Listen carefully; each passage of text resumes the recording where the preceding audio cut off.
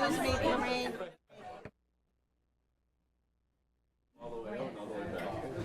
Smash the gavel. He's like, Jared, how are you? Good, how are you? I'm doing well. All right. right on top. What's going on? Nice to see you. Nice to see you too. Thank you. Thank I you. do like the peacocks. Okay, then. Yeah. Wait, no, he's not. He's not on the next one either. I'll wait if you want me to. What's going on? He's gonna be like 5 minutes late. Wanna wait? Let me turn this off. Decide. I don't want people to. So excited. Lorraine, can we switch and do No, we don't. first policy? We could. I just thought that, Should we you do waiting for? policy first? No. I think, Yeah, Where's Lenny? Ah, I think that he wants us to hold up the meeting because he wants the baby here for both, but I don't he's know. on the subcommittee. He's on your subcommittee. He's not on building and grounds. He's not on either one. It's not my call. He's not where you walk. I think you can start. Yeah, I think you can start. I You know, hate- you know someone's gonna speak. Yep. I'm looking forward to it. It is. Yeah, I know. Okie dokie. I know. I should have stayed where I was. I'd like to bring the Building and Ground Subcommittee committee into order. Roll call, please. Member Gately? Present. Member Castellanos? Present. Member Reed? Present. Okay, on our agenda, the first thing on our agenda is the food project, infrastructure proposal at Ingalls School Farm. Could Hazel come up and make a presentation for me, please? Or for us? Do people have the printout, the sheet that I made? Okay. Yes. I brought some copies. This one? Yes. And this one? And that one, yes, there's Yep, some we got text both as of well. Can you hear me? Yes. One yeah, thing, so- just speak up, because Okay, that's fine.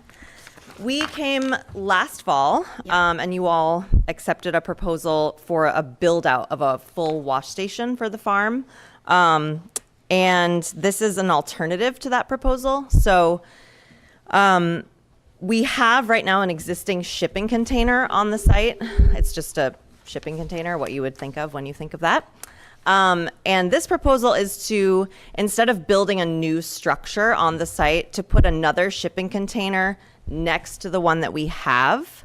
And then this is something that we need no matter what, because we have some new equipment that we're purchasing for the farm and we need somewhere to store it.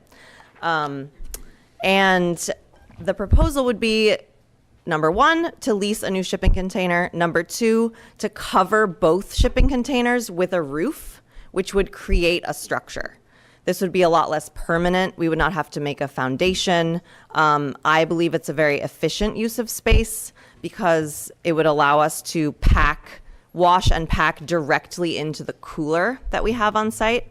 Right now, if you can see on the map, there's two kind of what we call the farm roads in here. Right now, the wash station is on Collins Street Terrace, and the cooler is on the other side of the farm. So it's just very inefficient for us to walk things or drive them around the farm. So this feels like a great solution, both for us in terms of efficiency and just in terms of creating a less expensive, frankly, and less permanent structure there.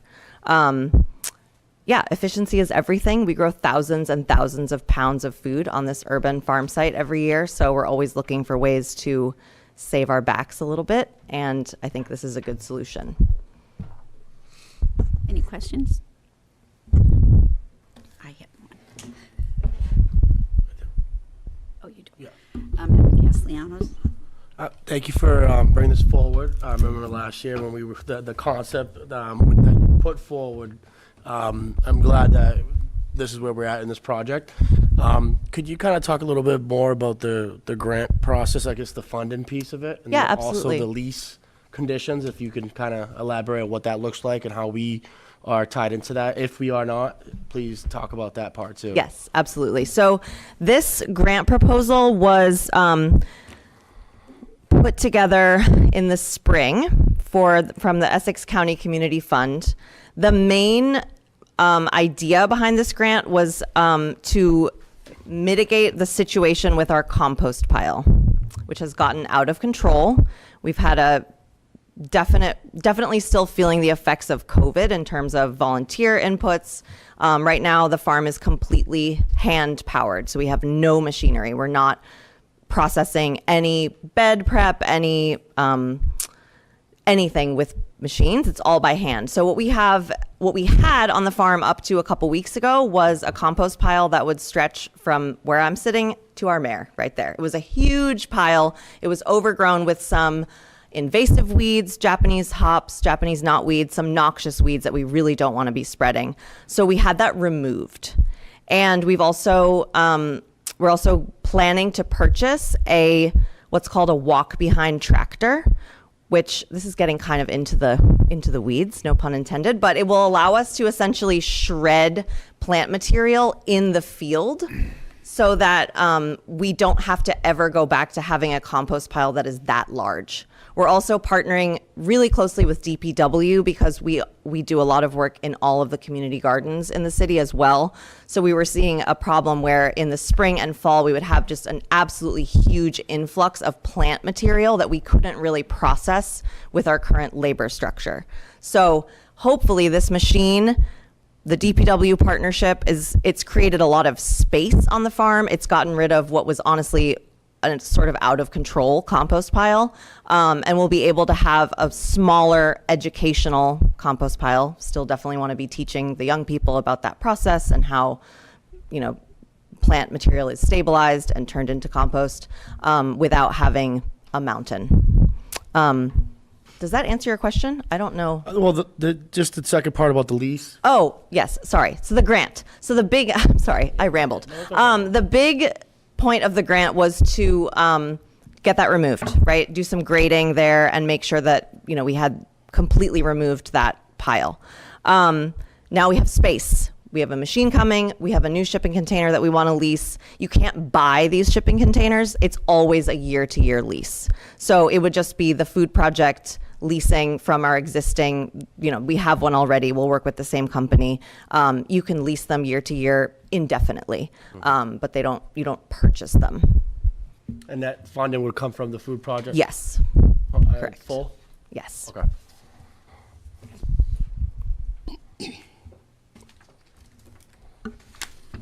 So Hazel, he asked the question that I wanted to ask you, but I'm very curious about your compost. Are they like, when I was studying bioagriculture way back in the day, we did anaerobic compost heaps. Do what we have are the anaerobics?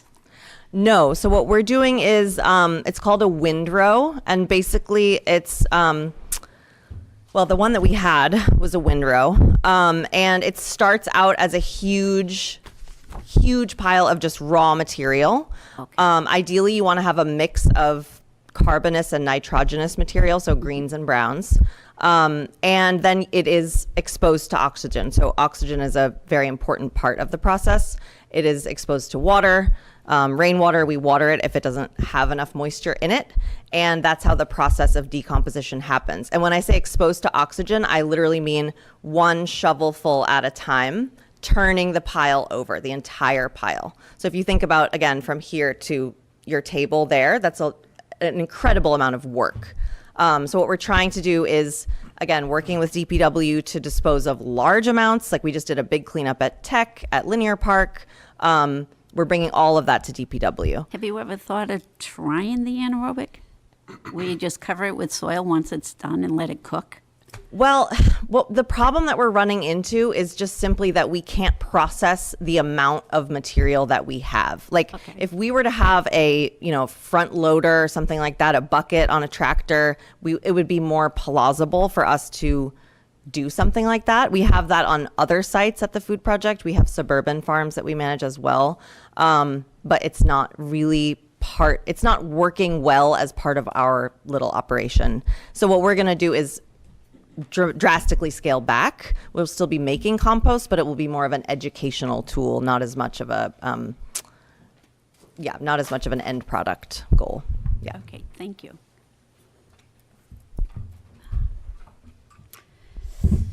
Is there a motion? I make a motion to move forward the the two proposals, do I have to say them out? No, the first Or the first? one. I'll make a proposal to move the food projects proposal forward. Second. Vote, please. Member Gately? Yes. Member Castellanos? Yes. Member Reed? Yes. All righty, now we're up to Thank you, Hazel. second. I'm done. Oh, thank you very much. I'm sorry. Great presentation. You can go, yeah. Okay, now we're moving up to item number 2, renaming of the LVTI Machine Shop to the Ronald Arthur Beckett Machine Center, or Machining Center. And we have people from the Lynn Tech alumni, and they want to read this, what they presented. What? Didn't he want to read it? It is quite long, if you want us to. They're gonna give, I think, a synopsis. Oh, that would be perfect. But I thought he said he wanted to read it. I'll read it for you. Rick. I mean, I was like, wow, just, Good evening. My name is Kelly Papajoju. I am the president of the Lynn Tech Alumni Association. On behalf of the alumni and myself, I'd like to thank you very much for listening to us and taking this is so important to us. And I'd like to pass it over now to our treasurer, Rick Starbird. Good evening, everyone. It's great to see you all. It's great to be on this side of the table. A little more fun.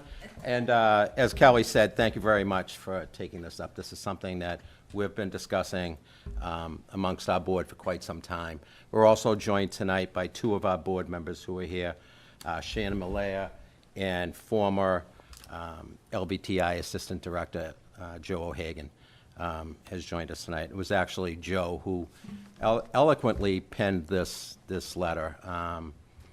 Ron was an awesome guy. Graduated Lynn Trade in 1955. Had a real passion for the machining industry. Had a real passion for Lynn Tech. And he was one of the founding members of the Lynn Tech Alumni Association. And I got to serve with Ron for over 30 years.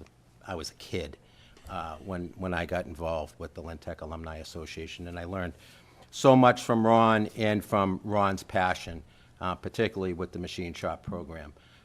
During my first term on the school committee, the machine shop had been closed. Ron was just, every one of our meetings, it was all about machine shop to Ron. And he had set up a tour for basically anybody that wanted to go, but I joined Ron along with my school committee colleagues, Patty Capano and John Ford, Dr. Latham, and at the time the director of tech, Diane Paradis. And we took a bus ride out to Western Mass and got to see, which at the time was a brand new facility at Worcester Tech.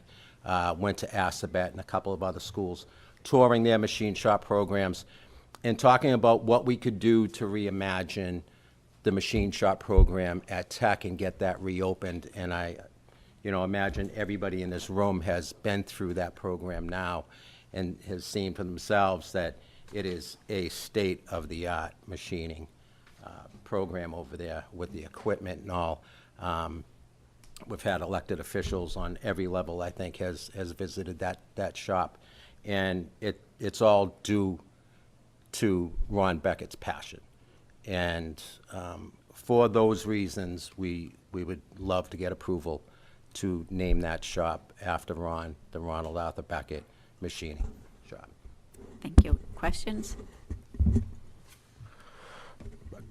If no one got a question, I'll make a motion to Make a motion to to approve? approve and move forward.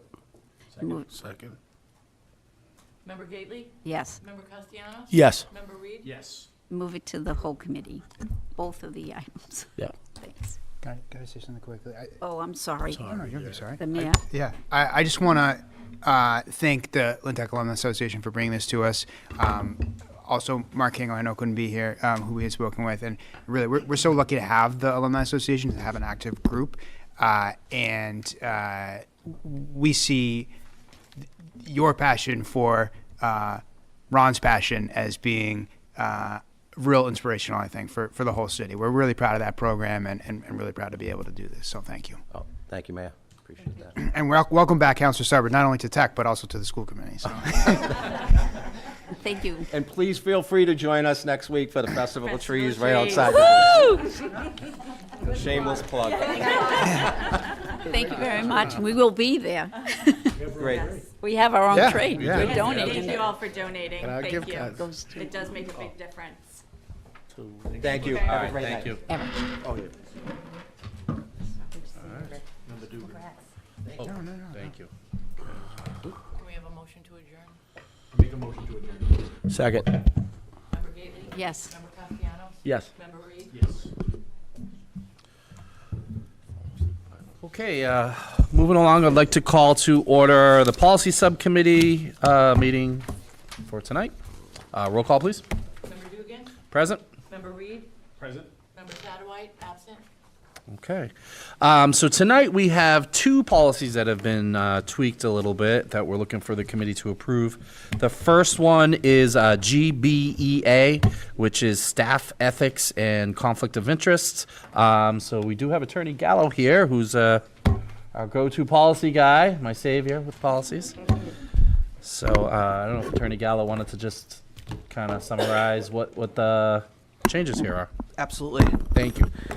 Good evening. Thank you, as always, Policy Chairperson Dugan, members of the administration and superintendent, Mayor Nicholson, members of the committee and subcommittee. For the record, Charlie Gallo, Lynn Public Schools Compliance Officer, and here tonight to talk to you first about GBEA and then to talk to you a little bit about the policy GBEB related. The former is staff ethics and conflicts of interest. The latter is staff conduct. So big picture, the LPS policies that exist now are the Mass Association of School Committee policies.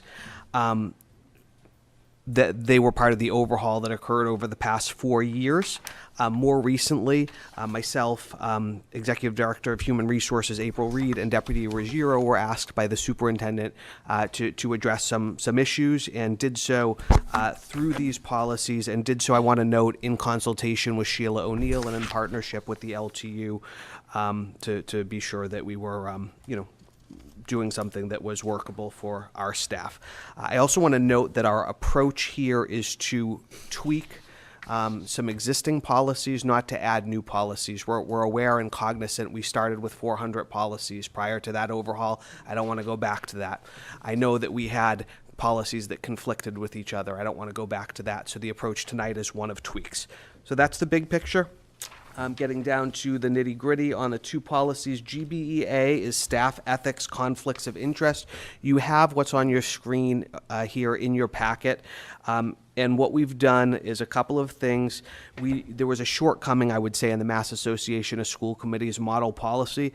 We talked in the MASC policy about supervision and evaluation of employees, but not specifically hiring and promotion.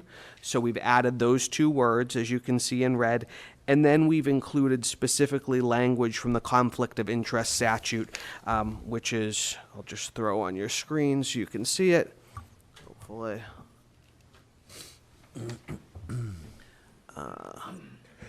So it's a little bit small, I apologize, but the statute talks about not just actual conflict, but appearance of conflict. And so we borrowed that language from the statute. And we also looked at a couple of neighboring districts. One in particular was Salem, which is also on your screen. And Salem talks, as we're wanting to do here, not just about supervision and evaluation, but also hiring and promotion. Finally, we struck a line that was more procedure than policy, and happy to take any questions you have on GBEA. All right, so just GBEA. Any questions? Yes, Member Reed. Thank you, Charlie, and thank you, Member Dugan. So in regards to, I imagine there are people currently in this situation. What is going to happen with them? It will be a switch of supervisors, or what? How is that exactly work? Yep. So I think it's a great question. So there's a line in here, the foregoing provision shall be effective as the date of the adoption of the policy. Nobody's going to be, losing their job or anything like that as a result of this policy. But I think there could potentially be, and we would have to work through HR and through the administration about reassignment in terms of evaluation and different protocols and safeguards for anything that currently exists. And I'll defer certainly which to Deputy. I would say already happens. We never allow evaluation to happen with relatives. So we are always sure to do a supervising evaluator that is neutral and not connected.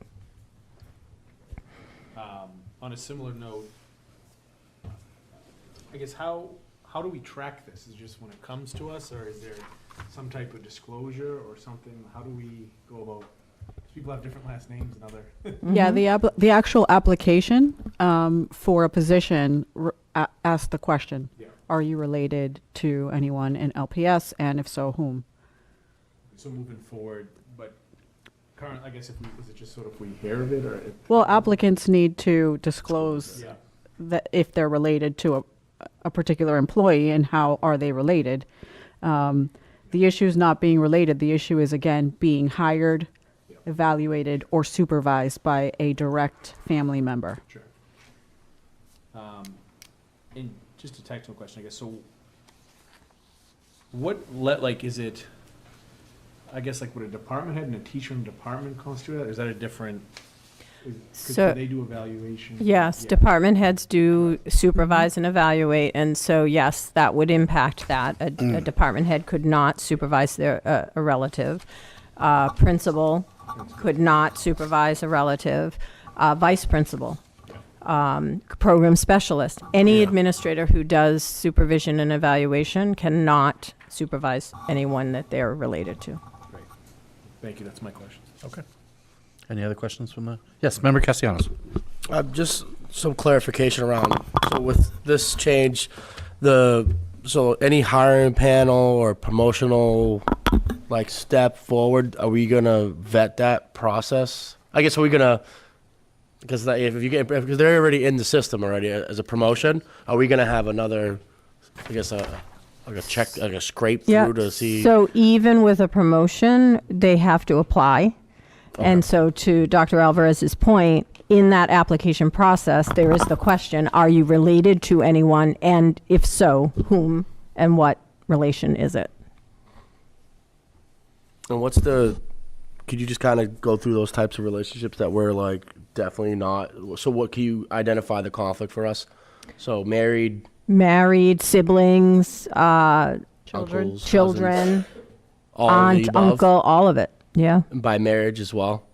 yeah, Okay, so like the nepotism part, right? correct. So that's why I asked, because it can get, there's a lot of discretion around that, right? Or even if it's like, I guess, like, going back to just how we to screen for it. Like, sometimes if they're married, I don't know if, like, so it says family members connected to the system. Like, could you just walk me through that one more time? Charlie, maybe you want to describe a family member as it relates to the statute? Sure, most certainly. So family member, as it relates to the statute, we're talking about household, household family members and sort of, I don't have the full list in front of me, but the list of, folks that parent, sibling, those kinds of things. But what I want to note is that it's not just that. There's also appearance of conflict. And so I have on your screen and here, and I'll read it, to act in a manner which would cause a reasonable person having knowledge of the relevant circumstances to conclude that any person can improperly influence or unduly enjoy favor in the performance of his official duties. So what that is not, so all the family relationships are important, but existing in the conflict statute now is appearance of conflict as well. Okay, that's what I was. Yeah. But there's no exhaustive list. Okay. And I just want to clarify that, like, two teachers in a building that are related doesn't apply here. They don't supervise each other. It's really about that supervision and evaluation. Administrator. Yeah. Member Pena. So the discretion would be to be supervised under, Right, it's the administrator, really, and who they're related to. okay. So, I mean, would it be a conflict? Let's say if there's a marriage and then they're not directly supervised by the, Right, it's not a conflict. it wouldn't, Right, 'cause this they're doesn't affect them. Right, they're reporting to a different evaluative supervisor or supervisor that can either hire, promote, and there's also embedded in this, right? If you're a supervisor, you can also do payroll hours, Yeah, right, and I assign understand. hourly, part-time work There's sheets. that risk of that. Right, yeah. so we want to make sure that we steer clear from any appearance of that type of impropriety. Thank you. Well, that, Any other questions? Yeah, Member Castellanos. well, that goes back to just the hiring panels that we usually have. Are we gonna be making sure that, I guess when I hear nepotism, I think about friends. Like, going back to like people that know, like, yeah, and that's the part, so how are we protected by that? How do we?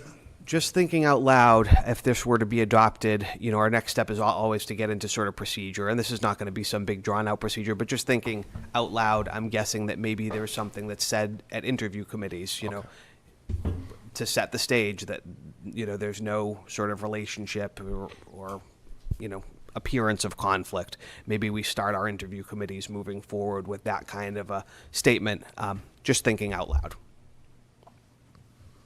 So for the record, I want to say thank you to the policy committee and also Attorney Gallo and your team. Lots of work has been put forward to update our policies all around. Took a lot of years to get to where we are. So I just want to just publicly thank all of you guys for that work and the district. A lot of work. And Mayor Nicholson. I think he's 8 years ago he started. He started. Finally. All right. Oh, we go back. Wow. I'll make a motion to move updated policy GBEA to the committee of the whole. Second. Roll call, please. Member Dugan? Yes. Member Reed? Yes. Member Satterwhite? Absent. All right. And then our second policy that Attorney Gallo has referenced also as well is GBEB, which is staff conduct. So again, this is just some tweaks. It's not adding new policies, but if Attorney Gallo, you want to Thank you, Chairperson. elaborate a Dugan. bit. Absolutely.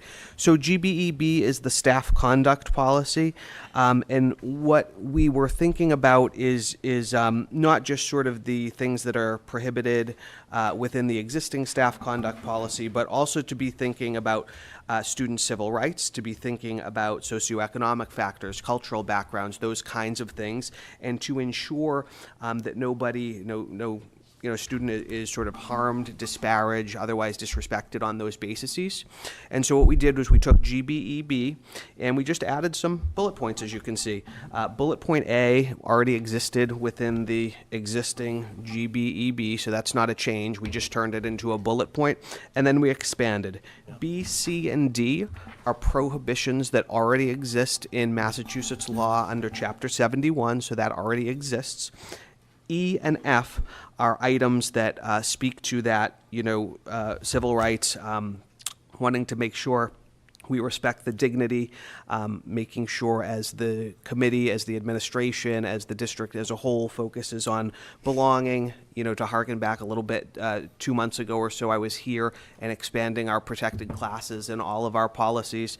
These two provisions do that. And in addition to Deputy Ruggiero and April Reed, and again with Sheila O'Neill, would also recognize our SEL and DEI departments who chimed in on these pieces as well. And so GBEB, I'm happy to answer any questions about, but that's what is put forward for consideration tonight. Member Reed. Thank you again, Attorney Gallo. I know you kind of talked about this a little bit, but a lot of these seem very common sense. Yes. Do putting these in here give us more legal standing, or is it just sort of a reminder to staff? Great question. The latter. Okay. And the latter. And it there are so many statutes and there are so many policies and there are so many documents and there are so many trainings. This sort of puts it in front and is a reminder about the things that you're obligated to do. Are you obligated to do them even without the policy? For the most part, yeah. But this puts it out front and makes it clear, and I think sets a tone that ought to be said, I would say. Absolutely. Any other questions from the committee? I'll make a Okay. motion to advance policy, updated policy GBEB to the committee of the whole. Second, roll call, please. Member Dugan? Yes. Member Reed? Yes. Okay. Member Satterwhite? Absent. All right, and I think that concludes our business for tonight with the policy subcommittee, so we'd need a motion to, I make a motion to adjourn. second, roll call? Member Dugan? Yes. Member Reed? Yes. Member Satterwhite? Absent. Okay. Thank you, Charlie. Good for, evening, all. working Thank on you. this. Thank you, Attorney. Yeah, thank you very much. Thank you. Okay. Oh, the big guy now.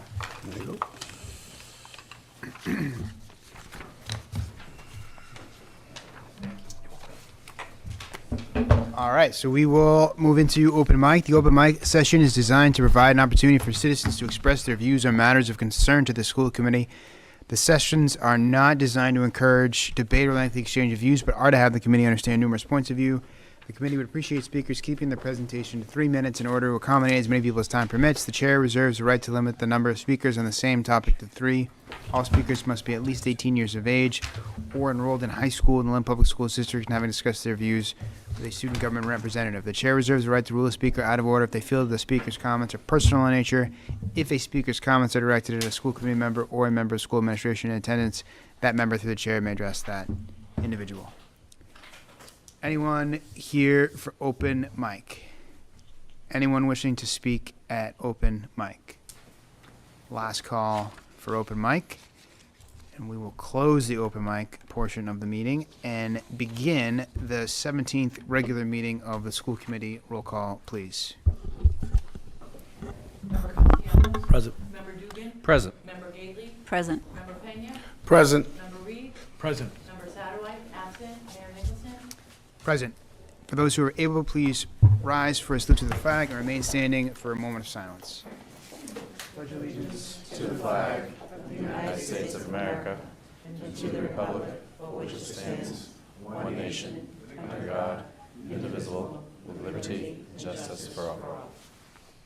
remain standing for a moment of silence in memory of Agnes Ricco, former teacher who passed away October 31st, 2024.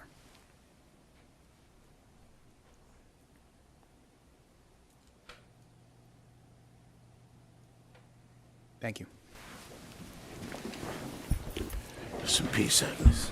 Next item is the minutes. I make a motion to accept the second special meeting on October 29th, 2024. Second. All in favor? Aye. Opposed? Ayes have it. Next, we have presentations. Thank you. So our first presentation this evening is our results, our student results from our school climate survey, and Dr. Jennifer Shorter will come up and present on the climate survey. You just have to plug in.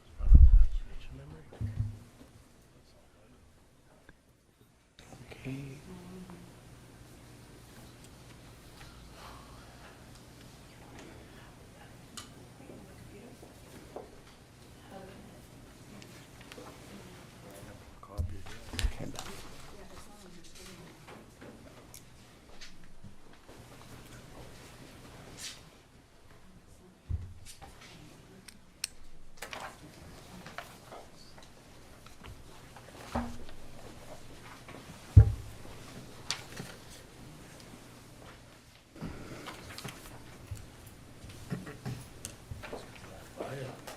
Coughing. I'd say the climate's getting better. The smoke's everywhere. Right in Westland, right? Good. Smells like a campfire in my house.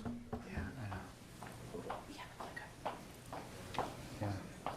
Clicker. It's always for the clicker. Eat at my eyes, the smoke. Those new lenses. Yeah, but it's, hear that shop. I see that 2020.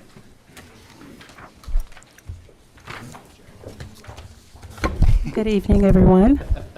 Good evening. Shots, Thank you so much for your time. Let's make sure this works.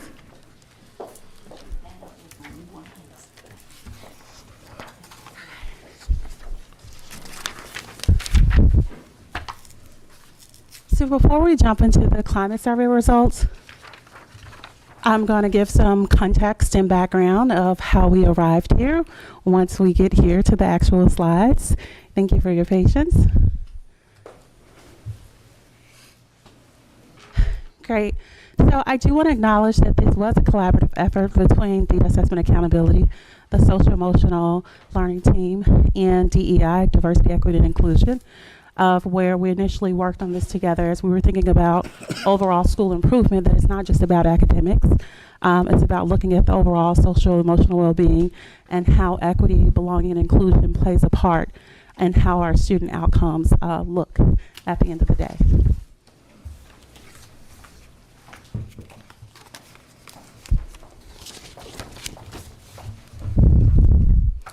And so hopefully at the end of this presentation, you'll have an outline of the 3-year roadmap of where we are and where we plan to go with this work.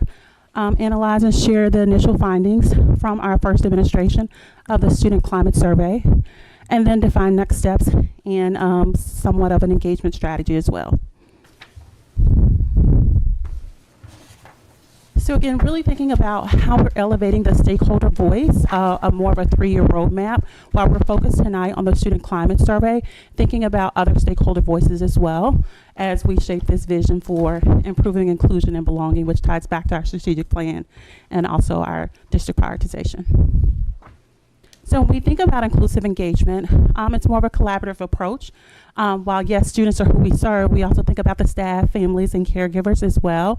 And through that, we've offered this survey for the first time in multiple languages. Students were able to take the survey in at least 6 languages this time, whereas in previous efforts in the vocal survey that is offered by DESE, it was only offered in English for students who were taking MCAS.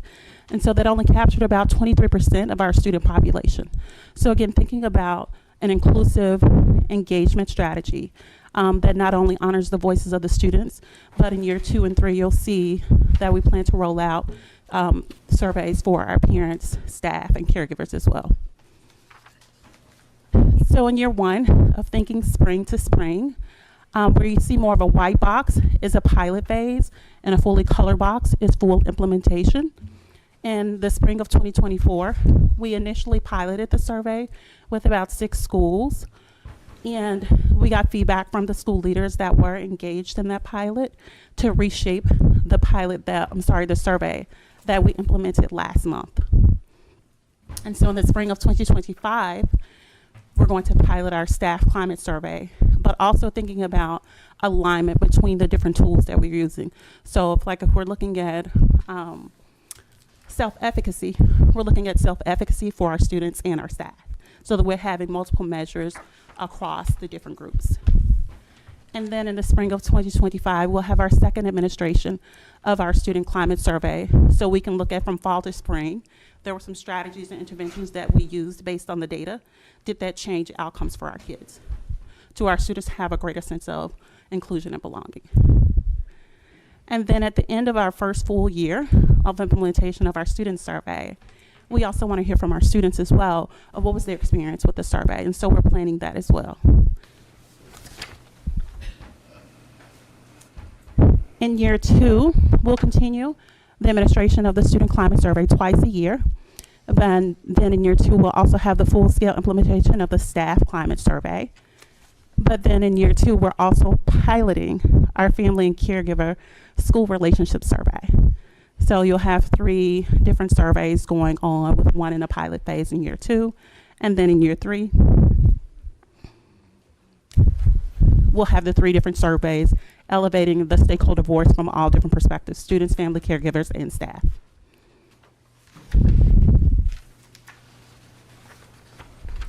So now into the student climate survey results from our first full administration in fall of 2024, which actually took place last month. So just a reflection on like the last 4 years, you'll see that in previous years, dating back actually prior to 2021, we had the DESE Vocal Survey, which again was only offered in English, knowing that we have a growing multilingual student population, of how exclusive that was. Some of our students were not included. And again, you can see that captures about 4,000 students in the district, when we're now a district about the size of 17,000 students. On the second row, you'll see in 2023-24, where we piloted, the pilot was a much smaller number, again, because it was only 6 schools for schools grades 3 through 8. But this year in our first full administration, we've captured close to 10,000 students, with all schools for students in grades 3 through 12 available in 6 languages.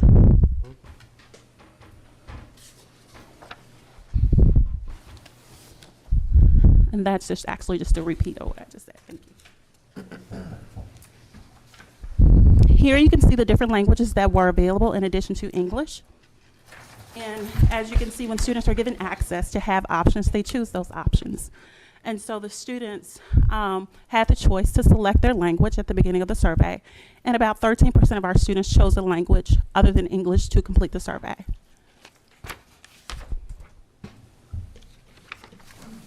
And the survey says,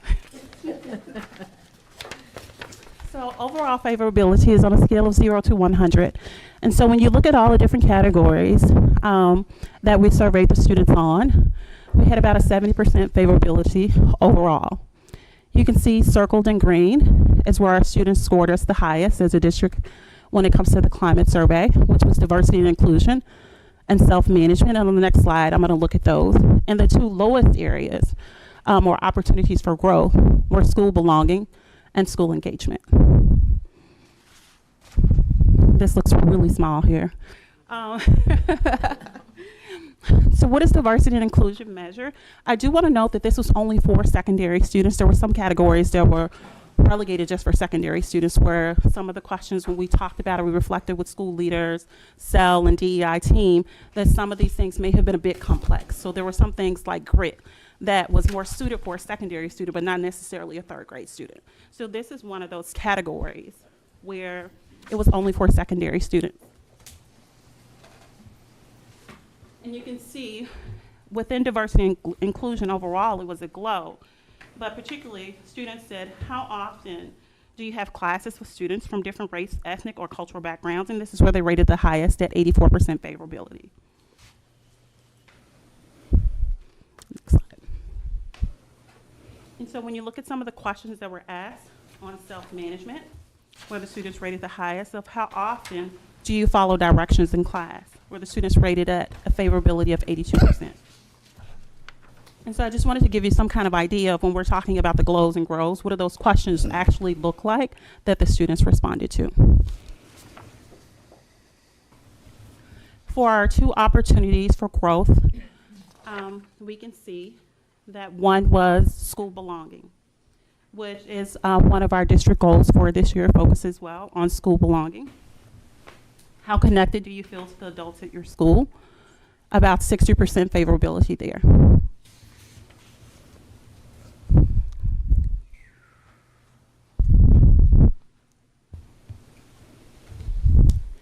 And the other area, opportunity for growth, was what is in school, what does school engagement actually measure? There were 2 here I notated that were actually the lowest. One was of how excited are you about going to your classes, where it was 58%. And so these were 2 areas, I think, in the survey overall that fell below the 60% mark, which is why I denoted 2 areas. And when you're not in school, how often do you talk about ideas from your classes? Where the students rated that at 52%. So looking at the data by different student groups, I want to understand how different students are experiencing school. There aren't many differences across the different groups. And so I'm not going to talk about everyone detail for detail, but as you flip through, if we look at the different education groups, whether it's English language learners, whether it's our students who are dually identified, our general ed students, or our students with an IEP, it pretty much fell within a very tight range of how they showed favorability on the school climate survey. We also saw a similar trend for our students based on gender. There was no significant difference based on gender. When you look at race as well, race and ethnicity, there was not a large spread. Again, no significant differences based on race.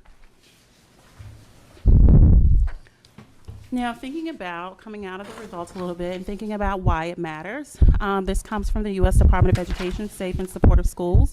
Again, of like, why are we looking at school climate from the student's perspective? As we think about the engagement, safety, and environment and how important that is for students to be able to make the academic gains that we know that they're capable of, that these are the different constructs that we also need to look at in addition to the instruction.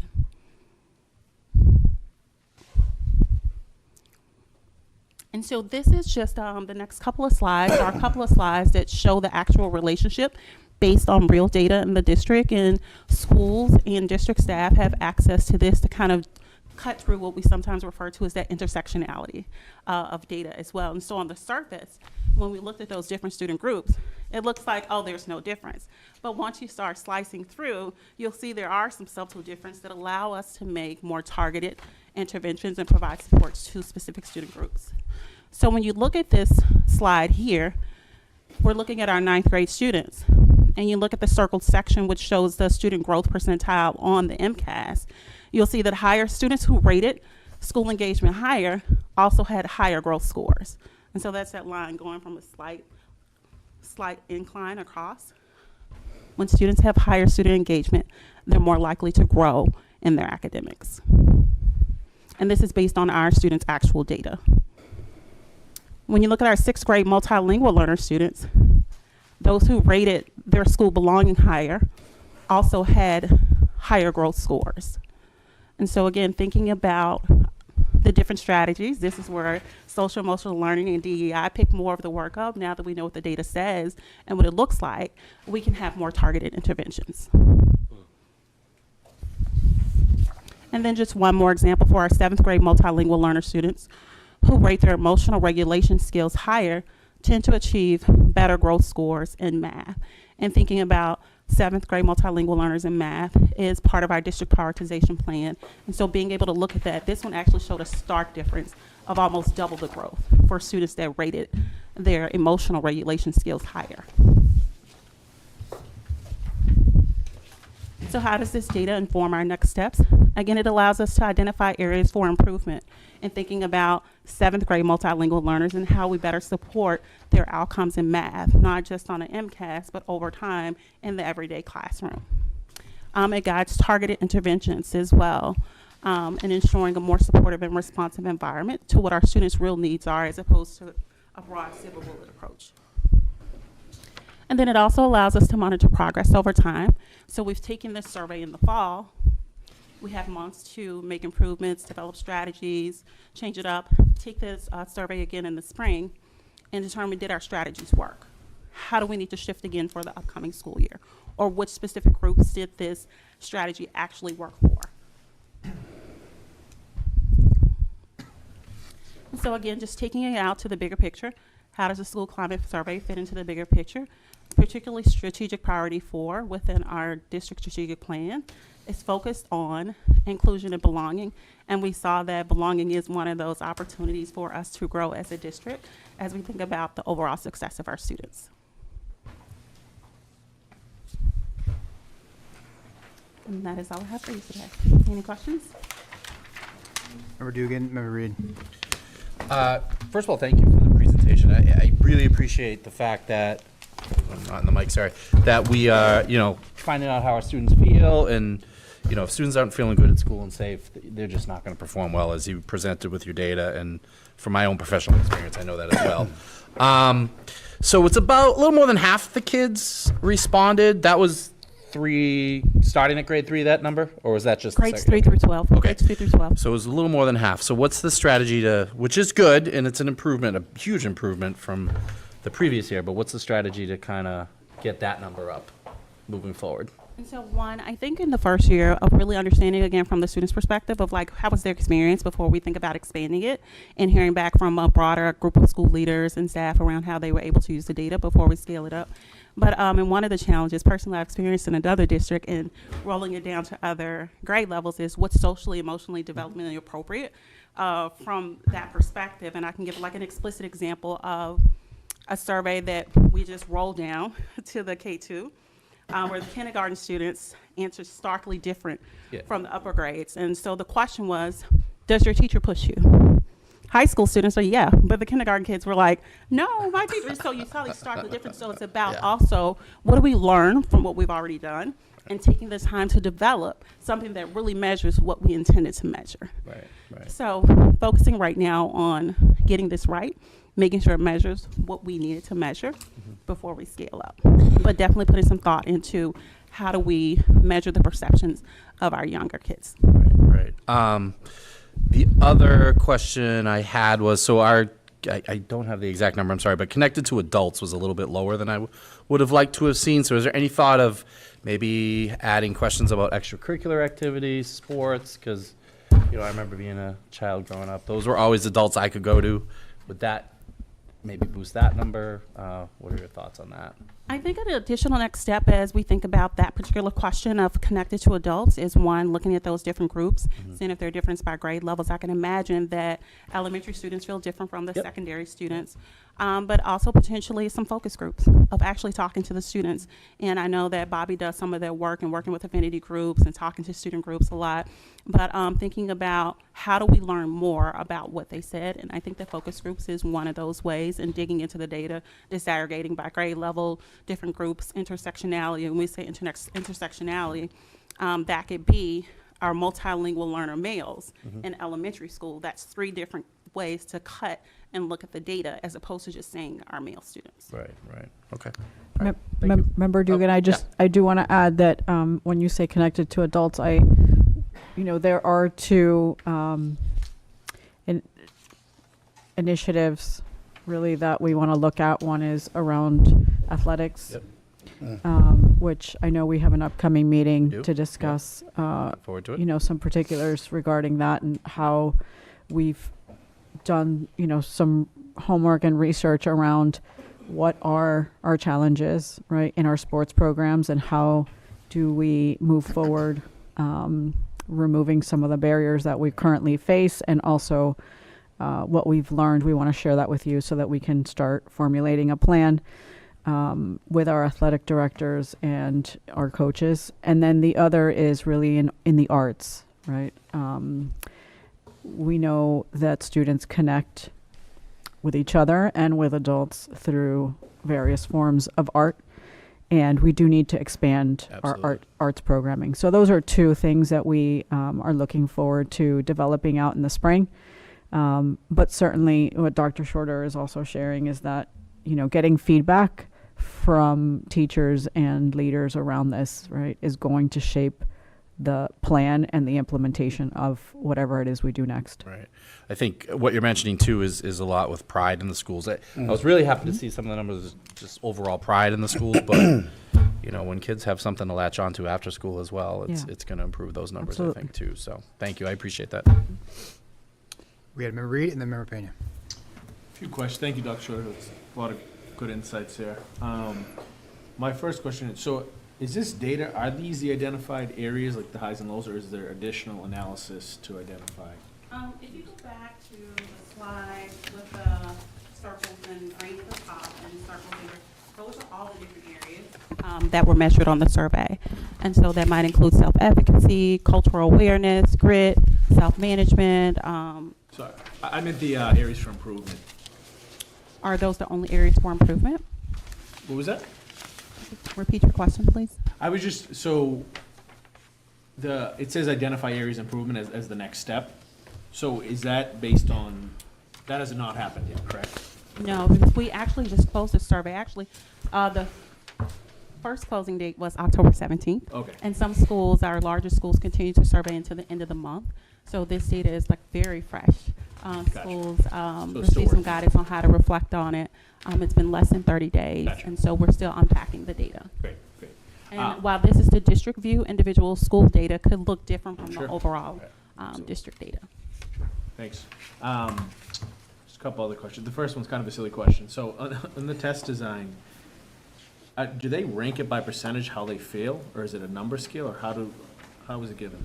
Great question. Some of the questions are on a scale of 1 to 5. Okay. And some of them are on a scale of 1 to 7. And this is actually a survey that is constructed by researchers. You may have heard of Panorama. This is a survey that we adopted from them.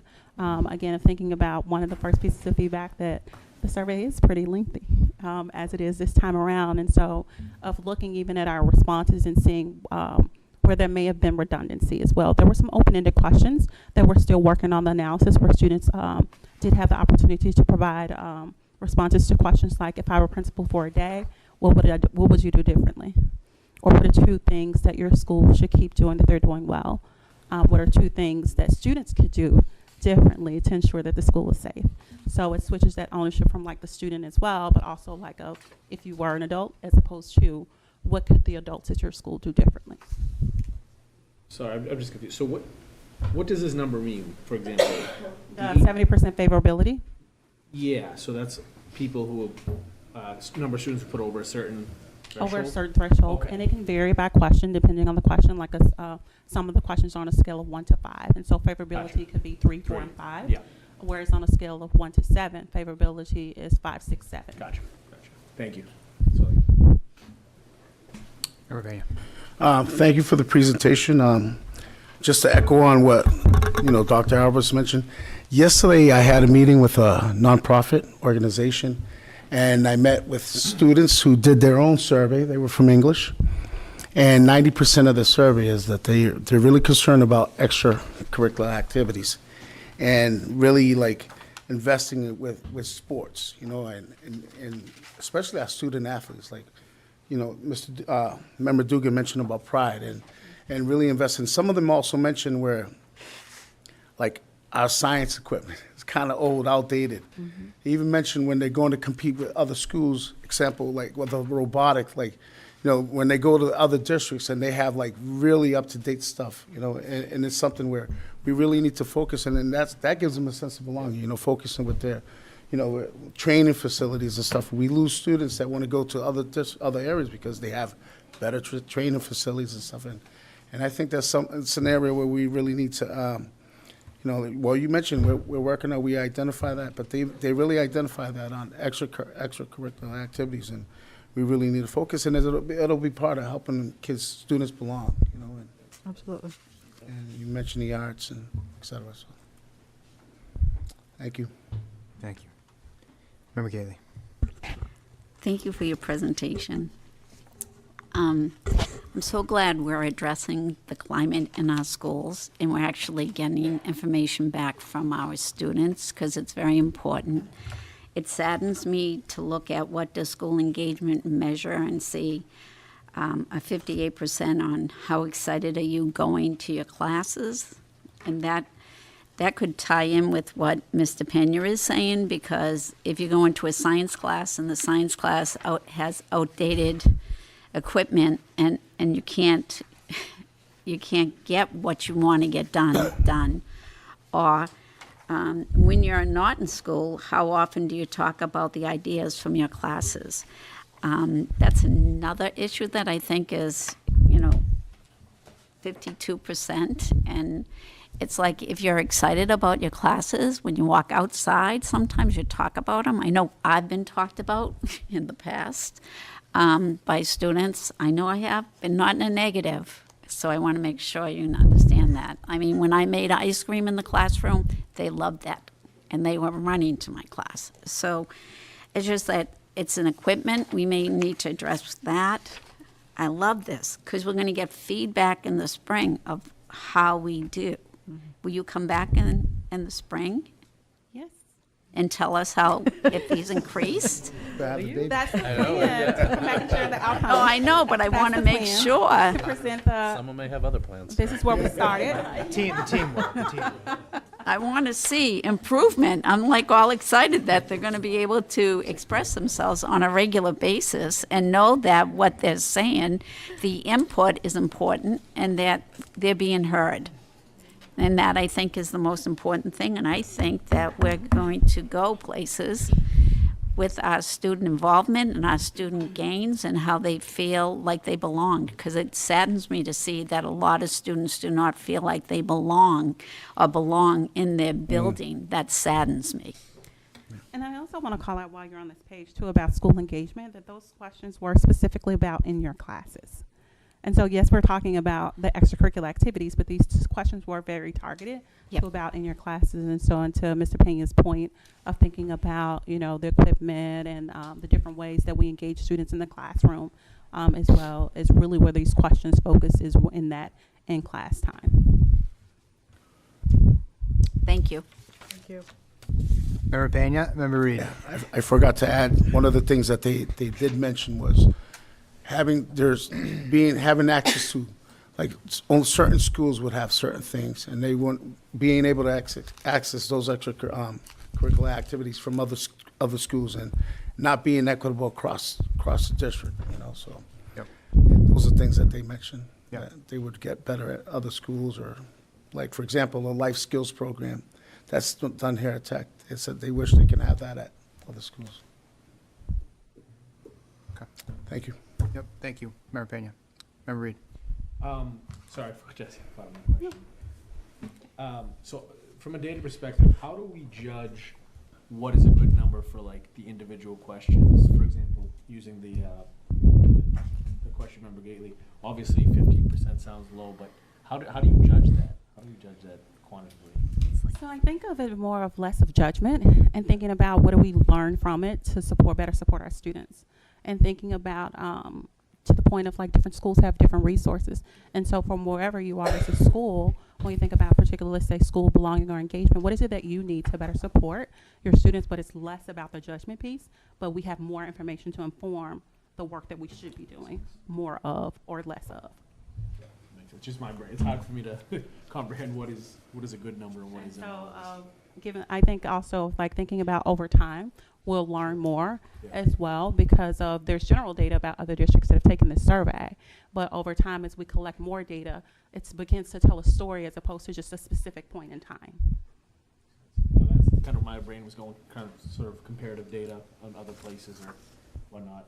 My last question is, how did we distribute this? Was it online or? Online, electronics through a tool called Qualtrics.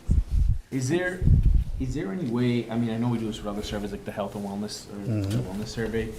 I think this is such an important, such important data. Is there a way that we could administer this like during the day on like a paper survey? Like we do other tests? Or I don't know if it's paper, but I mean in classroom. So this is actually administered during the school day. Okay.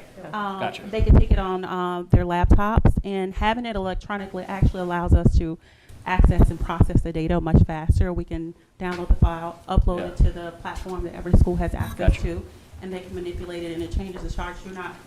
I didn't build these charts, even though I like to take credit for it, but this is a dashboard that every school has access to.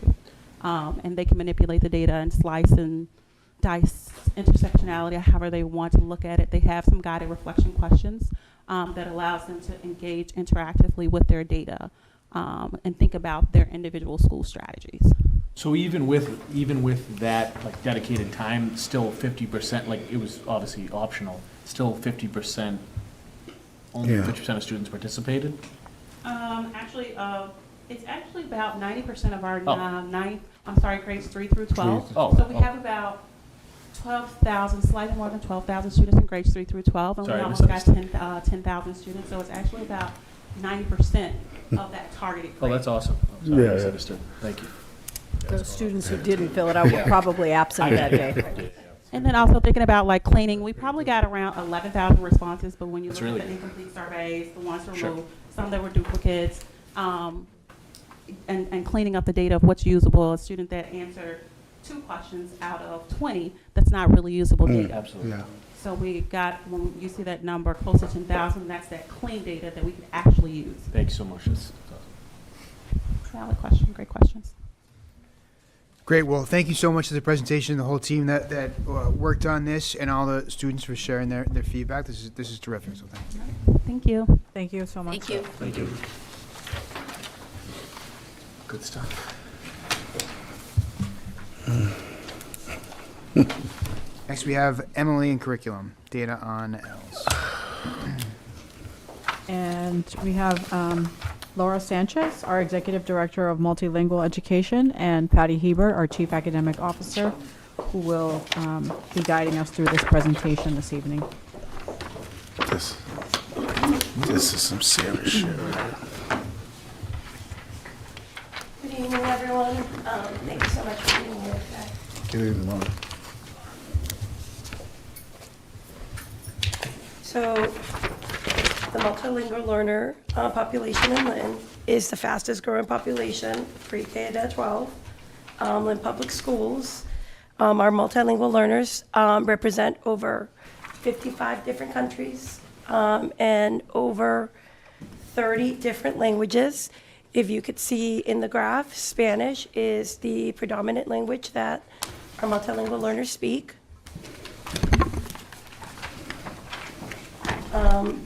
This is the multilingual learners in current enrollment. If you can see, we are at 7,652. This has actually increased. Last year, we had about 486 more of enrollment this year. If you look at the duly identified multilingual learners, we are at about, today, 20%, about 1,500 students that are on an IEP, and we have about 210 students that are on a 504, which is equal to 3%.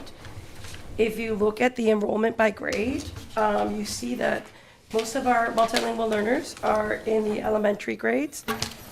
And if you look at the enrollment to date over the last few years, we've had a steady growth in our multilingual learning population. Between 2022 and 2025, we've have about like 2,500 to 3,000. Wow.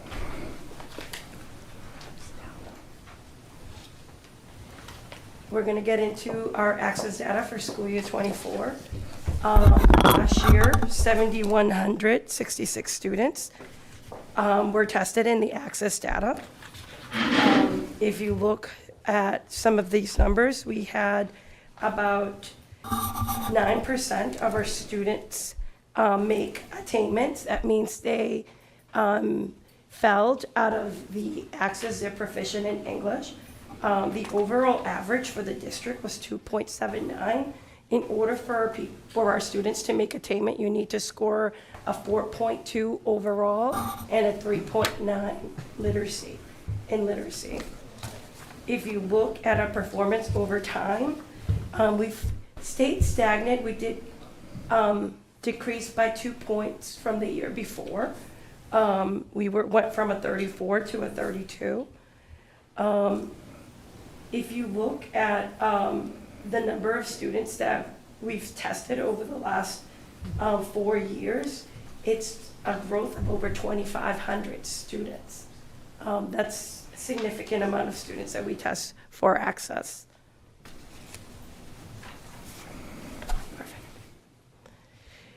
Here is our elevation data. Right now, elevation says that we have 7,867 multilingual learners enrolled. We have, in the 2024 access testing, we have about 3,000 students that did not make progress in the access test from the year before. An important number to look at is our level 1 and 2 proficiency students equals to about 4,600 students. And out of the 4,600, 1,700 are not making progress. And this is even over a year's time. The FAL population are the students that we monitor over 4 years. Once they make attainment, we monitor their progress over all of the schools that they're in.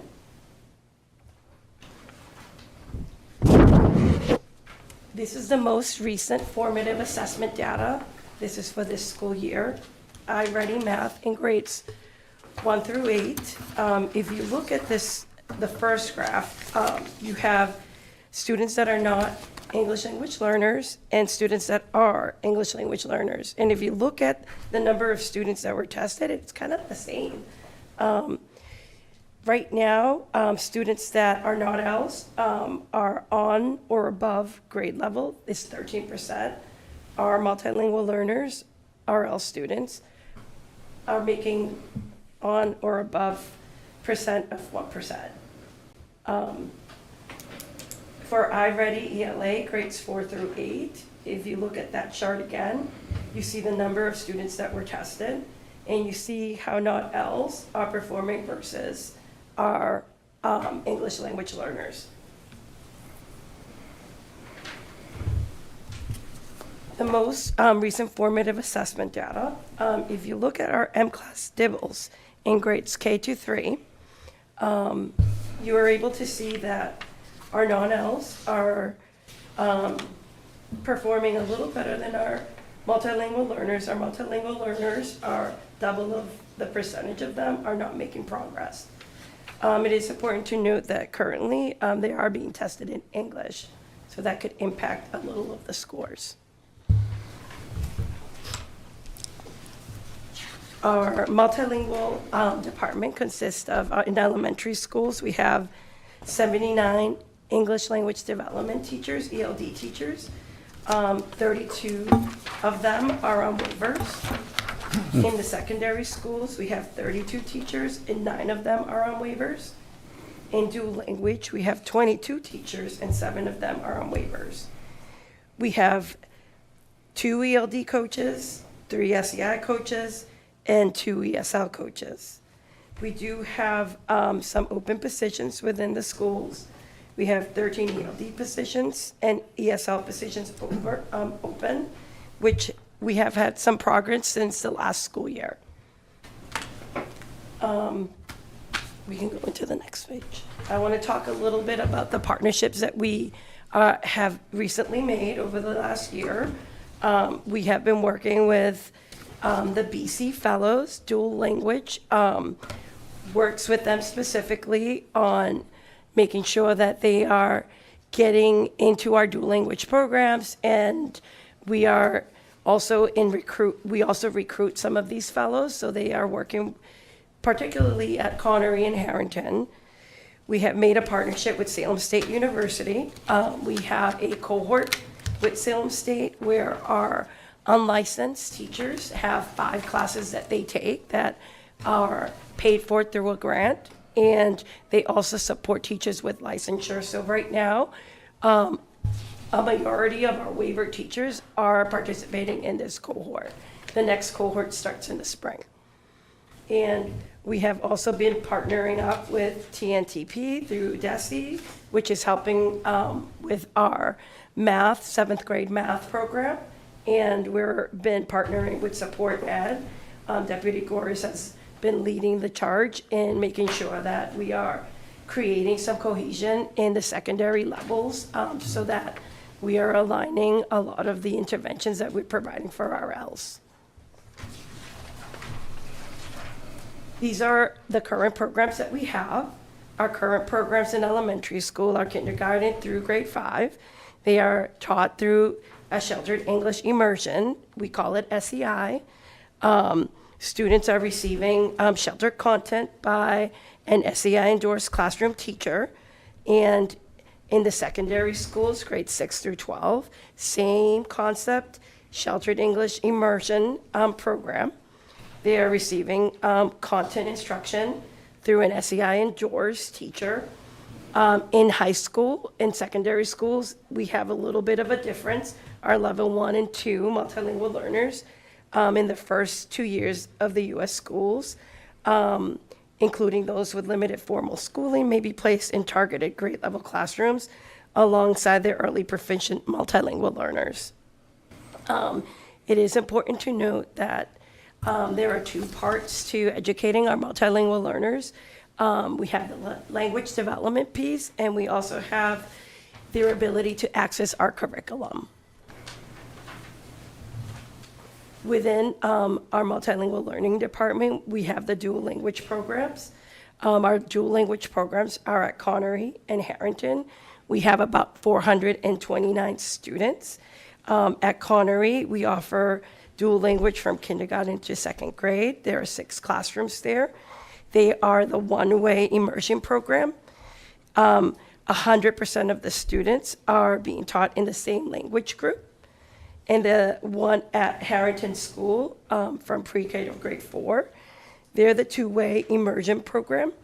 50% are from one language group and 50% of them are English language learners. And Amanda Campbell will be presenting some of the data in January to the school committee on our dual language programs. So this school year, Jesse is going to be monitoring and coming in and monitoring and offering doing some of the compliance audits. We call that the targeted and focused monitoring. This is going to begin in February of 2025. They're going to come in and they're going to look at all of these 12 points: the annual English language proficiency assessment, state accountability assessment, initial identification of L's and FELs, ELE program and services, program exit and readiness, parent involvement, declining entry to a program, parental notification, follow-up support, licensure requirements, professional development requirements, and records of L's. The last TFM was conducted in 2020. It had 2 findings. 2 of the findings that the TFN report indicated was we've partially met the SEI endorsement for teachers. And the second one was the minutes that our multilingual learners were receiving in the classroom. They were at 30. We have made some corrective action. Right now, 75% of our staff is SEI endorsed. We're still working on 25%. A lot of new teachers that do need SEI endorsements. And we've made some headway in the elementary ELD minutes through some of the mapping that happens in the elementary schools. We're about 35 minutes, and then we offer small groups for level 1 and 2s. Some of our instructional plans in order to try to lift some of our multilingual learning data. And through our strategic plan, in order to strengthen the instructional core, ensuring both cultural and linguistic responsiveness for our multilingual learners, we want to ensure that we are aligning instructionally with all content areas. We want to review scheduling practices for grades K to 5 to increase the minutes for level 1s and 2s.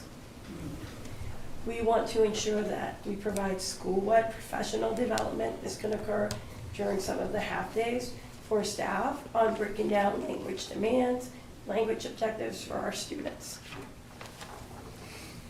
The Emily department, one of our instructional focuses has been to meet with every school to ensure that they know that our department can provide them with grade level PLCs. Our assistant directors are in each building more than 50% of the time, ensuring that they're working on WIDA rubrics to assess writing, utilize AI platforms to ensure that we're lesson planning and we get the supports that we need. We are reviewing student data, access report cards, the assessments to determine how our kids are receiving intervention. We are reviewing language objectives. We are adding scaffolding supports. And we are also taking deeper dives in elevation and ensuring that our students are making progress in their goals.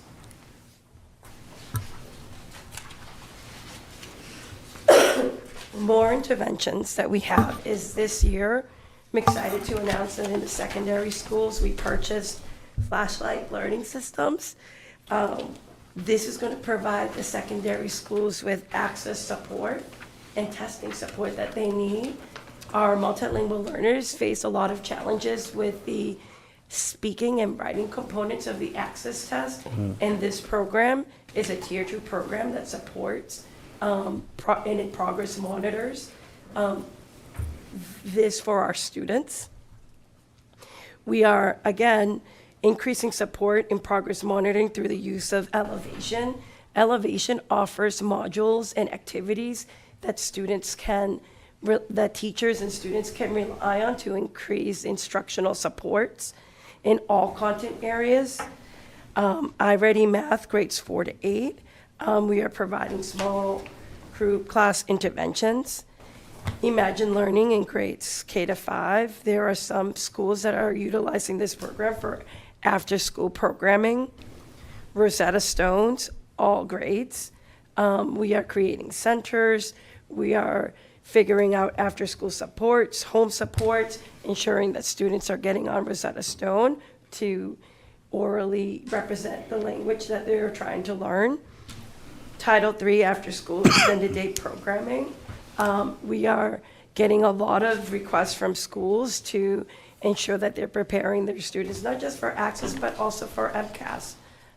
And one of the things that I would love to add to this is that we're continuing to have our LPAC meetings, which are our parent advisories. We partnered up with Lynn Housing Authority, and they allowed us to use their community space. Our last LPAC meeting had about 100 parents.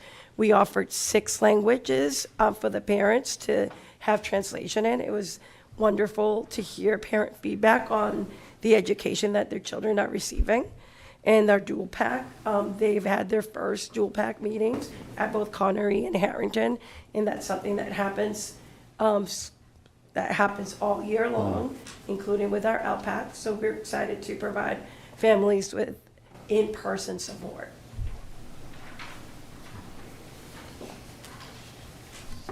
So,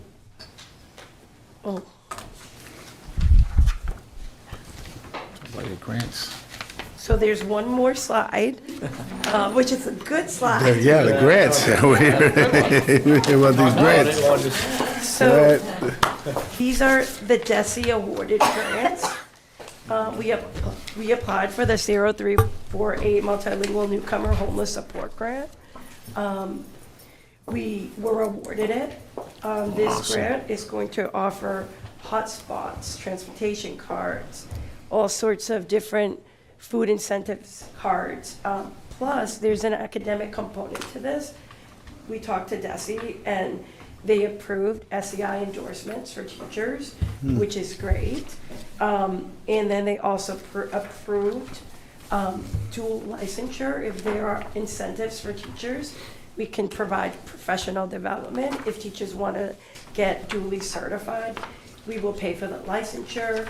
We will pay for whatever it is that they need to increase dual licensure within elementary and secondary. Well, it says that there's a pending grant for 181, the English Learner Education Support, but we were just awarded it a couple of days ago. Awesome. Good stuff.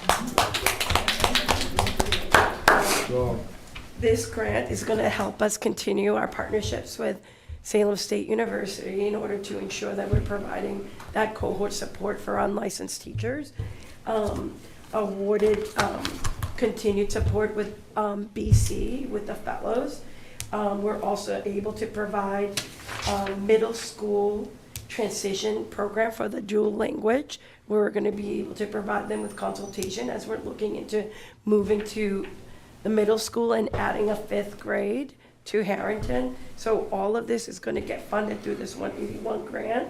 And in addition to all of that, we added PD licensure.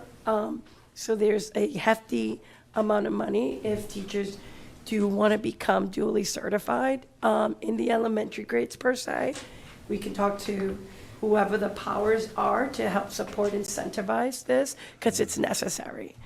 And recruitment, there is some funding in order for us to kind of branch out and bring in some licensed staff to teach at Lynn Public Schools, and I'm excited about the recruitment opportunities that we're going to increase. That last grant is proficiency-based outcomes in languages. If we do get that grant, it's going to help us expand the world language program. That means like we might be able to, in time, plan on offering other languages other than Spanish in the secondary school levels, and or even expand electives in like the 5th grade for bilingualism or trilingualism. So we're really excited about that. Haley, Pena, Reed. You knew I would be asking you questions. Somebody's been working very, very hard since September. Isn't that when you came in, or was it June, July? August, since August. Kudos on getting the grants. I just want to ask you a question. I know that prior to coming to Lynn, you were in Revere, and you were using that flashlight learning for secondary access, and you would, I think it was like a pilot at one of the schools that you were in? So we were using Flashlight 360. It wasn't a pilot anymore. What we did was we started it with secondary. Yeah. We were able to see 40% of our multilingual learners in the first year make gains in their proficiency levels and making attainment for access. So the second year of it, we were able to implement it not just in the secondary, we were working on implementing it in the elementary levels, because we saw that how it was supporting student writing and how it was supporting the speaking component, which is the harder part. It's the hardest part of the test. And it's a really successful program that's being used in many districts like Chelsea, Revere, Lawrence, Watertown. There's like a ton more in Massachusetts. But the vendors are actually stationing in Massachusetts now because it's become a very widely used around the state. So you definitely saw an increase in the access scores in Revere using this program, and it's hopeful that we'll see that in Lynn? Yes, so we just purchased that. We're hoping to have the first benchmark in 2 weeks. So it starts in the secondary schools with the level 1s and 2s, some 3s. We're hoping to have the first benchmark for students and then get them on the program until like at least a whole month before they take the access. It's definitely going to make a difference. I can't wait to hear that difference. There was something else I wanted to ask you. I just got to get to the page. Where was it?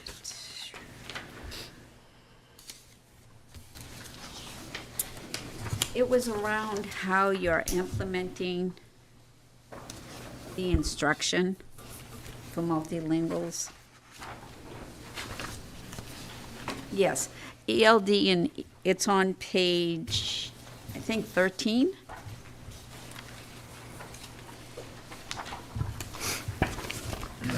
Okay, in order to strengthen the instructional core and ensuring both cultural and linguistic responsiveness, ELD and ESL align instruction with the ELA math, science, and SS. That was not being done K-2, but it is being done now. I'd like your opinion on that. So this is a work in progress. Right now, the K-2 maps, we're taking a deep dive as a leadership team and within the schools, and we're looking at the progress that our multilingual learners are making now. We're surveying teachers, we're surveying the leaders at the schools, and we're really trying to figure out what's going to make an impact.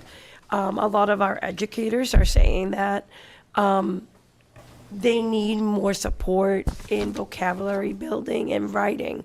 That's where our level 1s and 2s get stuck, and this is an active working progress. It is month 3, and we're actively collaborating on what the change is going to be.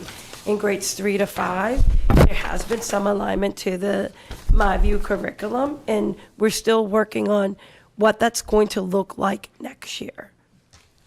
And last year, we had a valedictorian from Lynn Tech graduate, and it touched all of our hearts when he said that he took this 100-question test, and when he first came into this country, and it wasn't that he didn't know the math, it was a math test. And it wasn't that he didn't know the math, it's just that he didn't have the language to read the actual questions that they were asking. And I really, really believe that with you at the top, we're going to get a lot more valedictorians from the MLE department. What you're saying is that a lot of our multilingual learners come in with a lot of strengths, a lot of assets in literacy. They're not starting from 0. They're starting from whatever literacy they were exposed to in their homelands, in their countries. We're working at making that better represented in our schools so that they can have the scaffolds that they need so that we can support them. Thank you very much for your presentation. And I love it. Thank you. Member Pena. Thank you for the presentation. You know, I had a question, a couple of questions. On the flashlight, how do they access that? So through ClassLink. So it gets rostered into, the students have a data system that they dive into. They can just go right in, click ClassLink, and Flashlight 360 will be there for the students that, in the courses that we identified, we're going to be using the product. So this is something they can access also at home and not necessarily in the classroom? They can access activities, but right now this is targeted work that is being progress monitored, it's connected to elevation, so that we can see how the growth patterns go. Yeah. Thank you for the, the data too. It's kind of frustrating and it's nerve-wracking to see our else, underperforming like that. And I'm glad you identify the areas that we need to really work on. And thank you for those grants to really help educators, you said you're willing to pay for dual licensure. Have we done a survey have we done a survey with educators that ask what can we do to motivate them to maybe get their dual licensure? We hate to say use the language of a mandate or anything like that. We're not talking anything like that, right? But how can we motivate educators because this is a need. This is the numbers don't lie. This is a need, and we really need to work on that. Have you talked? Have you found out anything? So now that the funding is here, through collaboration with our deputies, our superintendent, Patty, and the union, maybe language can be drafted on incentivizing dual licensure for teachers. But making it, so right now, like at several schools, I have dually licensed teachers, and they run their own ELD. Yeah. And they're able to just plan for their whole day. They know where the resources are, and there is less planning that takes place, and it's a lot more aligned. But this has to be cohesive work. Yes. Where teachers want to do it, where teachers get incentivized to do this work, because it's not easy. No. Yeah. When you have 26 level 1 and 2 students out of your 28. Very, very. Well, thank you for the data and kudos on the grants. Thank you for the presentation. I got Member Reed, Member Castellanos, and Member Dugan. Lauren, thank you so much. This was This is amazing. On my time in the school committee, this is the first time I think we had a real comprehensive, we talked so much about the L's, but a real comprehensive review of what's going on. This is truly awesome. Like I asked in my last line of questions, silly question, when we talk about made attainment, that's passed, right? Yeah. And we talk about when we made progress versus didn't, is that just 1 point better, or is that a certain threshold when it comes to access testing? So when we say, like 32% made progress, does that just mean they did a little bit better? Is there a certain threshold? Do we know? So, in order to make attainment, a student needs 4.2 Right. overall and 3.9 in the literacy, Correct. right? The made progress, that was 32% of the district. So last year, we were at 34%. So we dropped in the amount of progress that we made. Only 9% of our students, which equals about to a little over 600 students, were the students that made attainment. We're trying to work on increasing that number this year. Right. So I'm just curious, what does that made progress indicator mean? Does that just mean simply you did a little bit better than you did the year before? Making progress, each individual student that's tested on the access has individual targets that are set by DESE. Okay. And so for one kid, let's say Deputy Ruggiero, she may be a 2.1, her target is a 3.5. Gotcha. If she made a 3.2, she did not make progress. Although that student group, that's the way that DESE defines it. Deputy Cohen may have been a 2.1 and her target was a 3.0. She made 3.2. She made progress. Okay. I still worked hard. It's really about, those students are still growing. And Yeah. you can see at the top right up Yeah. here, in blue, shows the percentage of our students that actually grew. Those students can grow but not meet their target as indicated Right. by DESE. Yeah. And so Not when we DESE's say target. making progress, 32% of our students met the target set by DESE. Got it. Thanks. That's super helpful.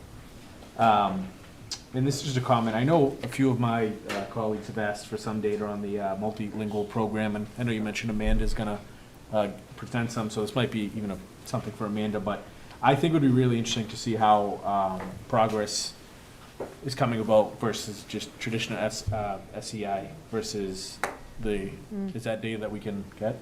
Yes, and we're actively working on that. January, you'll see where we stand. Great. Awesome. That's all I got. Thanks so much, Laura. Appreciate it again. Member Castellanos. Laura, thank you so much. Thank you to all you guys that worked to put this together. Very comprehensive, like Member Reed shared. I have a couple comments and maybe some clarifications. I need some clarifications around the enrollment piece, the multilingual learners enrollment. Every year we know it keeps going up. We're seeing significant increases around the areas that you pointed out in the data. Some new, for me, some new information that I'm seeing right now for the multilingual learners with IEPs. How are we supporting those students? Not only the multilingual learners, but they also have learning deficiencies. How are we providing those services? Like, how are we providing those interventions? Like, how do we? Can you kind of walk me through what that looks like for those students specifically, that subgroup? Sure. There are, on an IEP, that means that they have a disability. That means that they are assigned goals for their learning, and they're being monitored every year as legally mandated by the state. You meet with parents once a year, and you get tested every 3 years. And we have interpreters when we have a meeting, and the home language that they require is Spanish, Arabic, whatever it is. We make sure that there are interpreters at this meeting to ensure that they are identifying where the learning targets are within their IEPs. One thing that I can say, though, is in January, Emily has partnered up with special ed, and we're going to a conference on making learning goals more targeted to multilingual learners. This is going to be comprehensive work. It's a lot of work, but we're really excited to have partnered up with Christina Kalala in ensuring that we're providing this training for teachers. Can I just tag on to that? Yes. Just so that you know, a duly identified student would have both an inclusion teacher and an ELD teacher. So they have two people who are working on similar things, but in two different ways. Yeah, that's, I appreciate that. I also just, when I think about the enrollment increases, I think about family engagement and how we are strategically doing that, because I think that's so important as we see the numbers keep increasing, as we start seeing more and more multilingual learners, and kind of hearing the student climate surveys that we heard earlier this evening. I think it's vital to have those strategies accessible, right? So I think that's something that I think you guys are really working on. I know that you guys have partnerships with BC, Salem State, and you're working on trying to get the staff capacity to participate there, but I think also there needs to be outreach. But I'm not sure how we want to accomplish that, but the enrollment numbers every year keep going up. I can speak a little bit to the family engagement as an offshoot from the district strategic planning work that we've been doing in our last steering committee. That was one of the partnership work groups that we had going with our community-based organizations and school leadership. So knowing that the culturally, linguistically relevant work that we need to do is embedded in all of the outreach that we do, that is something that we've already started. So I think that I hear your point about as we welcome more diverse families, how are we changing the way that we welcome people into our setting, and how is the setting changing, to Dr. Shorter's point about belonging in the school system and in our community. And so that is massive, because we do lack a family and community engagement plan, but that is some of the work that's embedded in the district strategic plan. The drops when you see elementary to middle school, like why is there a drop when I'm looking at the enrollment by grade? Why are there 6? So there's a large gap. Could you kind of explain that piece? Dr. Shorter wants to comment on that. Oh. Well, we also have a high mobile student population as well. Also thinking about what other options may be available to students when it comes to charter schools or private schools as well. And so it's also a reflection of overall the nation of where we see declines or inclines in student enrollment, and thinking about, quite frankly, generally across the nation, not specific to Lynn, but the student to prison pipeline starts at the 3rd grade. And you'll see students start to trickle off in some of those different, from a charter school expansion to the prison to student pipeline to the mobility of our families. When you think about over 82% of our families are low income, and how that impacts transiency as well. So there could be a lot of factors of why we see enrollment decline into middle school. So next time you guys present, could you bring that data? That'd be nice to see that in data quantified, just so good to see the number of those, like Dr. Shorter, you just presented some really good variables. It'd be good to see that data and how it reflects in our student population. So, Member Castellanos, I think the data that we can share is what is the attrition at that point. We don't necessarily track where every student goes after 5th grade, but we can certainly share a little, probably 1 or 2 layers under what that percentage is. If I could just weigh in here, I think, so if we're looking at new students who are enrolling, we're kind of talking about a counterfactual of what students might have enrolled here but went somewhere else, which is kind of impossible for us to capture. I will say that we try to think about projecting enrollment, and as part of going through the school building process, we're doing that now. But we have what the projections were. Last time we did this, 10 years ago, 15 years ago, and they're wildly off. It's really hard to predict, you know, what because it's driven by demographics that are, you know, birth rates, Always changing. real estate markets, and obviously we have had to experience a huge increase in enrollment, and specifically with this population, we're also talking about kind of like international factors as well, and so it's good for us to be thinking about, and obviously really complicated. I had number 2 next. So my questions are a little more technical. In terms of the DIBEL, so I'm looking at our DIBEL scores, the iReady scores for our MLE students. You know, DIBELs is something that I'm very familiar with, and all those, you know, the oral reading fluency, nonsense words, vowel teams, all that stuff. I mean, how are we expecting our students to?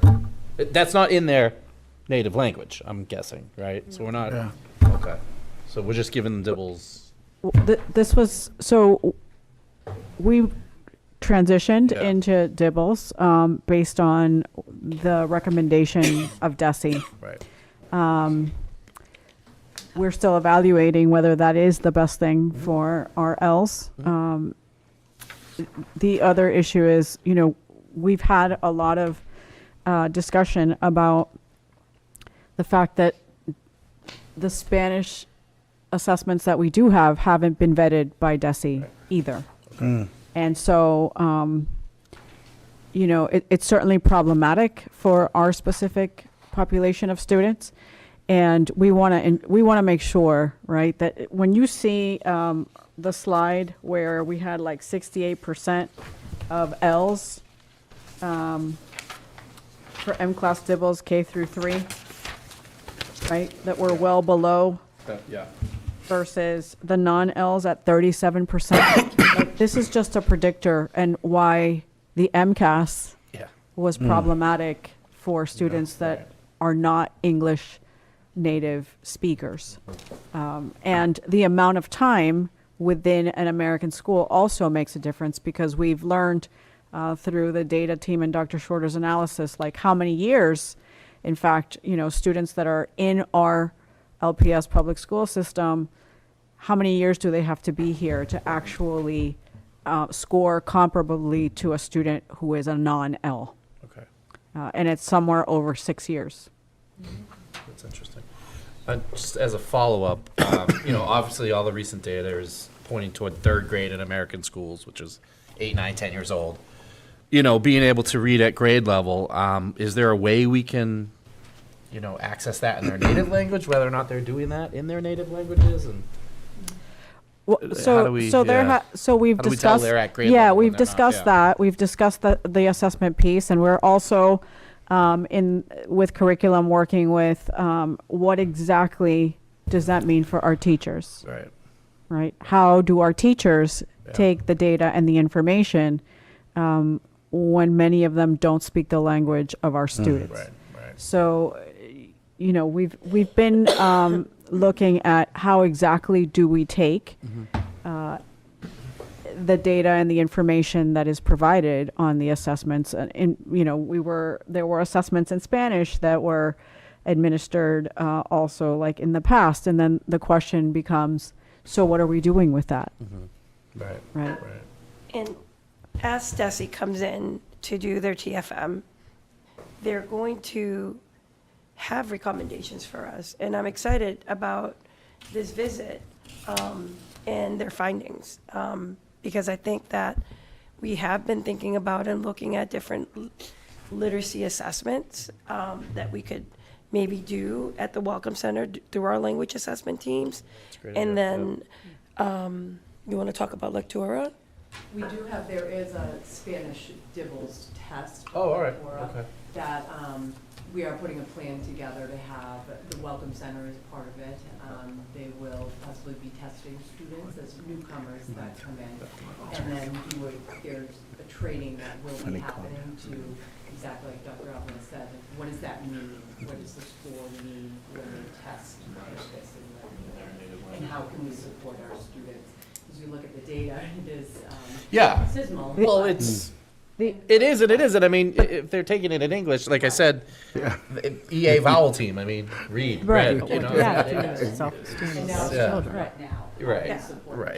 right. So it is, right, we're taking that to that step, but there isn't an assessment in other languages. Right, Which okay. is, you know, for us, another challenge, because even with the 5 major languages, so we're looking at like, how do we have vendors possibly translate those assessments for us for next fall? So that when we, in the future, look at contracts, we have to have the vendors for our specific needs, right, translate at least in 5, 6, maybe 10 languages, which are the predominant languages of our students. Right. Because we do not have that Yeah. at this time, and DESE does not have that either, and they have not provided any guidance around it. Around that, okay. I'm glad you're looking forward to Desi coming. Yeah. I love them. Before we leave the conversation, I just want to highlight one thing that you said, Member Dugan. So around the 3rd grade reading level, we just want to remember that an L1, like a first year English learner, we're only talking about their English proficiency. Right. We're not talking about their academic ability or potential. And that there's going to be whatever grade level an L1 enters, we're speaking about the target language that they're learning, and that there's always going to be the learning curve of expanding their vocabulary and their grammar structure. But in terms of their ability, I don't want to send the wrong message that if a child's not reading in 3rd grade at grade level, because that's a different issue. It's a little bit of a different issue, yeah. Yeah, this is just a Screeners, screener, yeah, right? thank Yeah, you, so, yeah. thank you. Thank you. Thank you so much for the presentation. Thank you very much. Thank you very much. Thank you. Thank you very much. I wonder if, at the evaluation Next is the test, student cabinet do they evaluate their representative education level? problem of I practice. wonder if Yes, so they evaluate their education level. They do. And then know where to place them. our next presentation, actually, if you My boy Elon. would join us. Hey.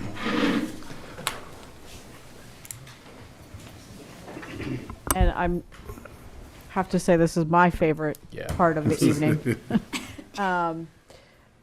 Mr. Bobby Bishop, Executive Director for Diversity, Equity, and Inclusion, will be presenting alongside 2 of our students from the Superintendent's Centering Youth Voices Advisory Group.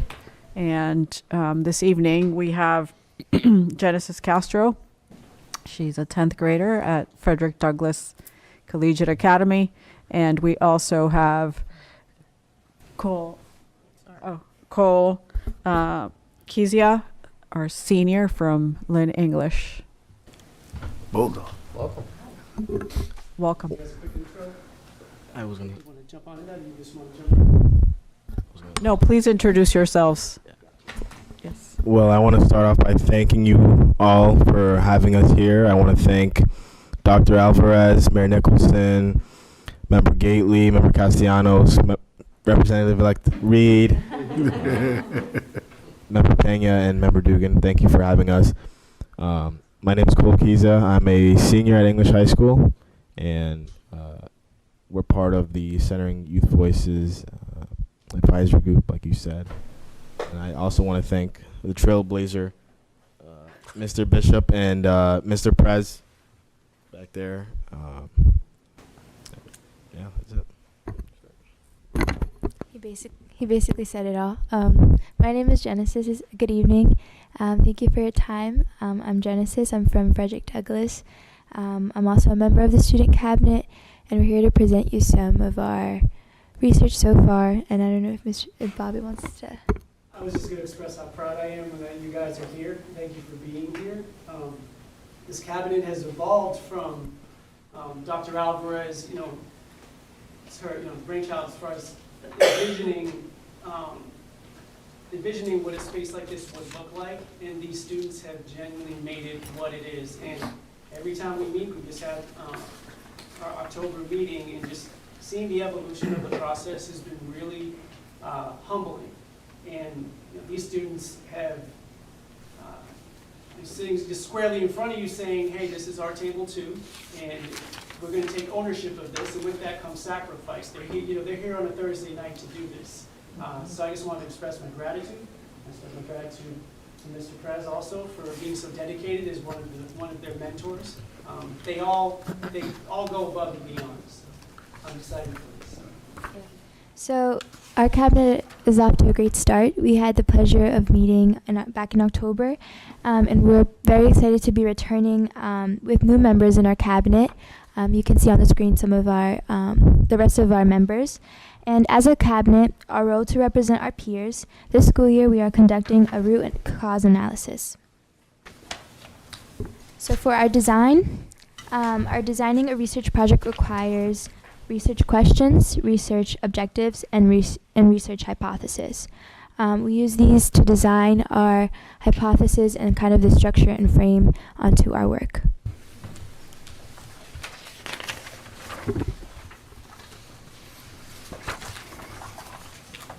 It is important to note that research can be designed utilizing a qualitative approach, a quantitative approach, or a mixed method approach. Once the design is developed, the methods of data collection are then decided and implemented. So moving on to our data.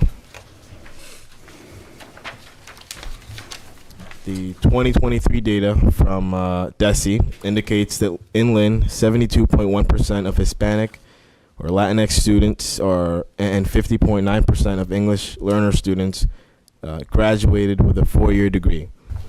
It also indicates 18.7% of Hispanic students and 36.6% of English learner students dropped out of school.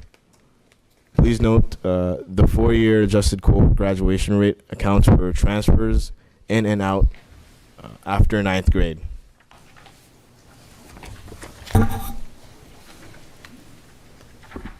So our research objective, our cabinet wanted to discover why Hispanic and Latinx and English learner students have concerning dropout and graduation rates.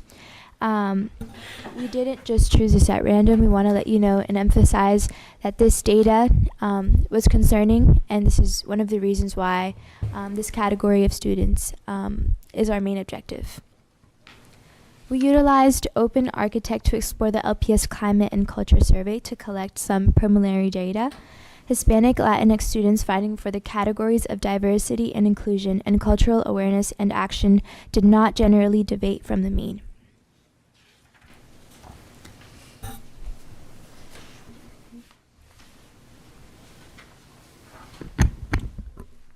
So this chart here shows that the school belonging for Hispanic students also did not generally deviate from the mean. This is based on the survey as well.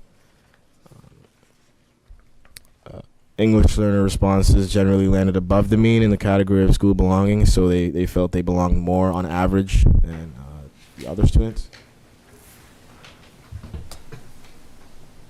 English learner responses generally landed above the mean regarding cultural awareness and action, but in the green you can see that the English learners' responses were generally below the mean in the category of diversity and inclusion.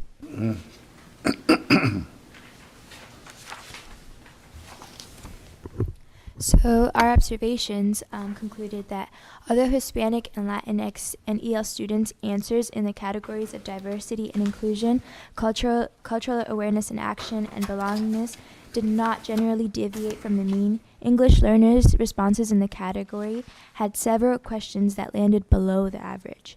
As a cabinet, we discussed our interpretation of EL experience regarding diversity and inclusion. Some keywords descriptions were okay, lonely, and divided. So during one of our Centering Youth meetings on October 6th, we brainstormed as a team, and these are some of our wanderings or questions that we would like you guys to abide on. Number 1, does LPS, Hispanic, Latinx, or English learner students feel isolated?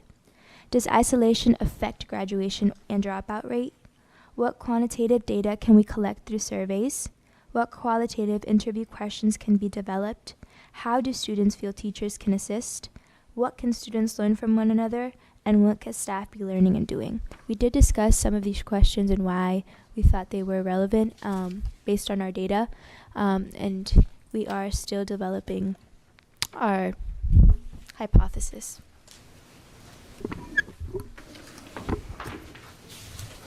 So our initial research question: is social isolation a factor regarding graduation and dropout rates for Hispanic/Latinx and English learner students in Lynn Public Schools? Our hypothesis is to be determined as a group. And we are beginning our literature review to compare our data and questions to other studies. The first case study we're exploring is called Belonging. Do students classified as English learners feel included?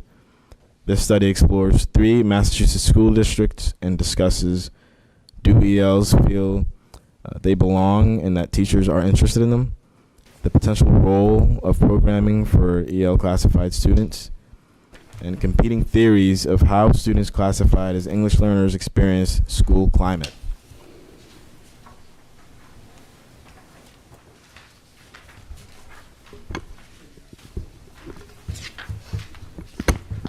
To conclude, we look forward to providing an update as we get to work. I do want to add that our cabinet has been working very hard. We are glad to welcome new members and as our second year, and we're very happy to have Dr. Alvarez support our group and our wonderful mentors who have been supporting us along the way. We do want to emphasize that this data, we look very carefully and we analyze it and we do have deep discussions about it. And every single piece of research and brainstorm is carefully thought out and well researched. And we thank you for your time. Thank you. Thank you.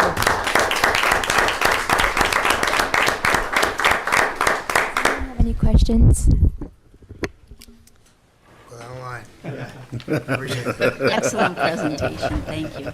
I just have one question that some students don't know that there's a cabinet in your high school. So how are you letting students know about the cabinets? How is that happening at the beginning of the school year?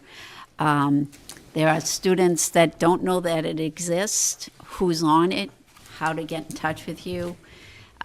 So maybe you could answer that question, Bobby. Sure. So we advertise it this year differently than last year. Last year, we relied on a bit of word of mouth regarding staff members in receiving nominations for the cabinet. This year, we ensured that there was a lot of flyering that transpired and that there was exponentially more awareness surrounding the opportunity to apply for the cabinet. As a group, we also decided that if cabinet members were part of the cabinet last year, that they would have the opportunity to remain on the cabinet. We also explored and had a lengthy conversation surrounding how much do we expand this cabinet year after year. So we have expanded it. We took applications this year and expanded it by a few students, and we also had a few that graduated. But additionally, the students last year in one of our meetings identified the reality that even though these aren't students that would be identified in the group to one another, they made it clear that they wanted to ensure that there was representation in the cabinet regarding English learners and regarding students with disabilities. So we had a couple of lengthy conversations about, well, how do you go about doing that? Because you don't want any student to feel like, one, that they're tokenized, or that there's a spotlight on them for something that's very private, right? However, what we ended up doing was ensuring that we were conscious of this as we were collecting our applications and ensuring that we were communicating with all of the departments and all of the buildings to ensure that we were going to receive, so that we would receive applications from around the buildings. But how do the students know who their cabinet representatives are? So that's what I'm wondering, because like the people at English, do they know Cole? do they know that if they have questions, that they go to Cole, That's very insightful. So at our next meeting, let's make that a topic of our agenda to discuss a plan for dissemination of information to ensure that people know that you're the representative. Because this is a big deal. I mean, you people represent them in that school, and you come and talk to the person in charge of the school district. And if they need to talk to you, they need to know who you are. That was my question. I think it's excellent. I just think it's very excellent. But I want more people to come to you and ask you questions. Could I ask Cole to just share how he met me? Yeah. Individually, I mean, not, No, I know. Yeah. I met Dr. Alvarez while I was sitting in my my stats class, and she came in with Principal Pena, and she was sitting there, and I think a question came up about the work that we were doing, and first I thanked her for what she did, and I asked her questions about her role and what I as a student could do for the schools. I also thanked her for how much the schools have changed. Like when I was in 9th grade, it was like a circus. Like you could do whatever you wanted. Students generally didn't feel safe at English, right? 3 years ago, but now it's changed so much. So where it's kids are engaged now and kids are participating. So I thanked her for that, and I thank all of you for being part of that. Thank you. Thank you for saying that. Yeah. But he specifically asked me for this application. Oh. That's where we were going with this, but yes. Thank you for sharing that, Cole. But he specifically said, where do I find this application?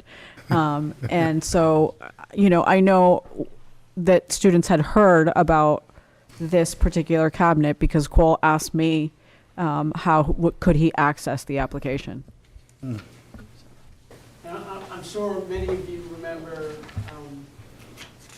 Ms. Castro was introduced to our cabinet because she came in for the inclusivity presentation 2 years ago and shut the place down. And she's very memorable. And so when this opportunity came up, it did not surprise me that she was one of the first. Can I just add to that? Genesis was one of the first groups of inclusivity panel members, and Judy would be very proud.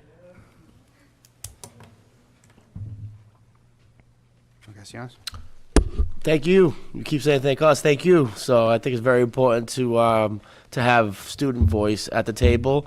I think it's as elected officials, it's our obligation and duty to make sure that your voice gets to the decision-making table.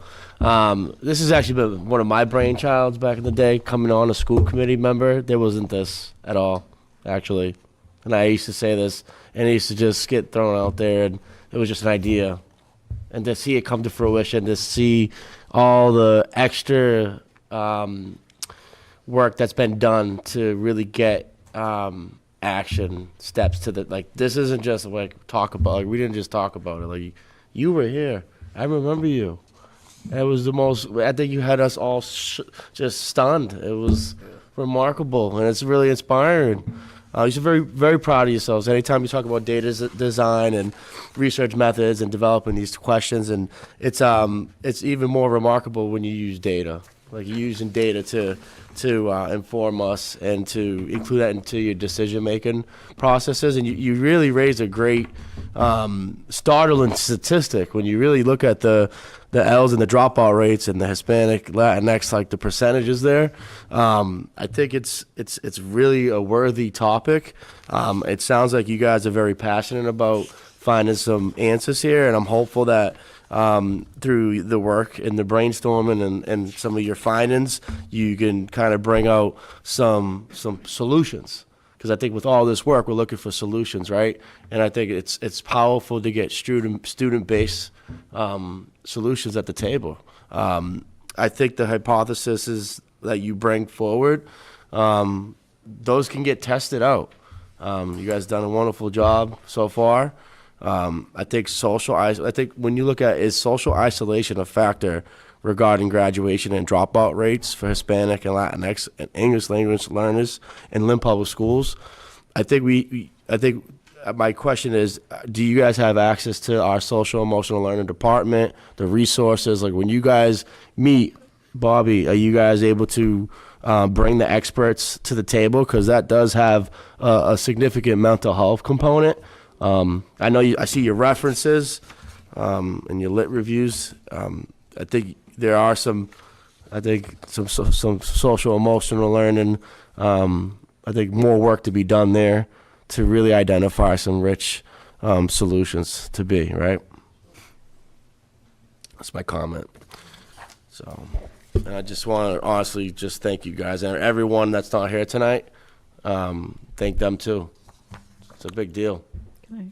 Member Castellanos, thank you for that. I just want to share that what they're doing has a number of cycles built into it. Part of it is an equity cycle of improvement. It's also project-based learning, and essentially the same type of work that a graduate student in a master's program would be doing. And they don't know it yet, but we're probably going to end up writing a white paper with this at some point to really share not just with our community and our students, but also thinking about like how do they contribute to the actual research world and making this come alive as a project for them so that they have a public product, and where can we possibly take that. So Thank you. Reed. I know my colleagues have obviously mentioned it, but I just want to emphasize how impressive and inspiring you both are, and I'm sure the other members of the cabinets are. I just think back, I would certainly never be doing something like this in high school. One, I didn't have the skill set or the work ethic to do it, but also the sort of social conscientiousness of understanding and caring for your peers in this way. It's truly uplifting, seriously, and I hope one day you consider sitting on this side of the table or some side of the table that you can make a contribution to our city and our community, because you're the type of people that we need. Having said that, I just had a couple questions. I am curious how you came up with this topic. Was it through your sort of lived experience through your classmates, or was it just looking at different data? And then second questions, I know we've talked about this a little bit, but is there anything else you can share about your experience on the cabinet so far? Anything you love, or anything we can do better, or anything of that nature? Repeat that first question. How'd you come up with this topic? I can answer that. Yeah. I can answer Yeah. that. So what I posed to the cabinet as what are the challenges, right, that we are facing at the secondary level? Like what are some of those most pressing things? And we sort of like, tossed around maybe 2 or 3 ideas. Bobby and I looked at a lot of this data throughout the last year, thinking about where are those areas that we can really have student involvement in. And so, this was one of the most pressing that has impact on our community in a number of ways, right? Students not graduating, not having a high school diploma and walking away in year 2, right? Or year 3. The implications of that is generally, without a high school degree, a life of poverty, right? A life of poverty for themselves and for some of their future generations, possibly. And so we can't talk about business development, right? Local economy. How do we actually, we're talking about all this workforce-based, giving students skill sets for college and career, and ignore the fact that we have a large percentage of our students that are not completing high school degrees. And so, I really sort of push this topic in front of them to really process and digest it. So I'm grateful that they took a bite out of it and they said, yes, we want to go with this, because they certainly could have said, no, Dr. Evans, this doesn't, but that wasn't the case. But you can expand on that and talk about what it's like to be on the cabinet. And Genesis, you've been on the cabinet for longer, so you can certainly share that too. Yeah, so I actually had no clue this was happening. I got the paper and I was like, oh, and then 2 years back when I was here, and the first inclusivity panel group, I was very it was all of this surveys and just a bunch of data and information, but I thought I found myself that we weren't doing anything with the information. I feel like we would just fall into a cycle of just endless data and surveys and of the same things.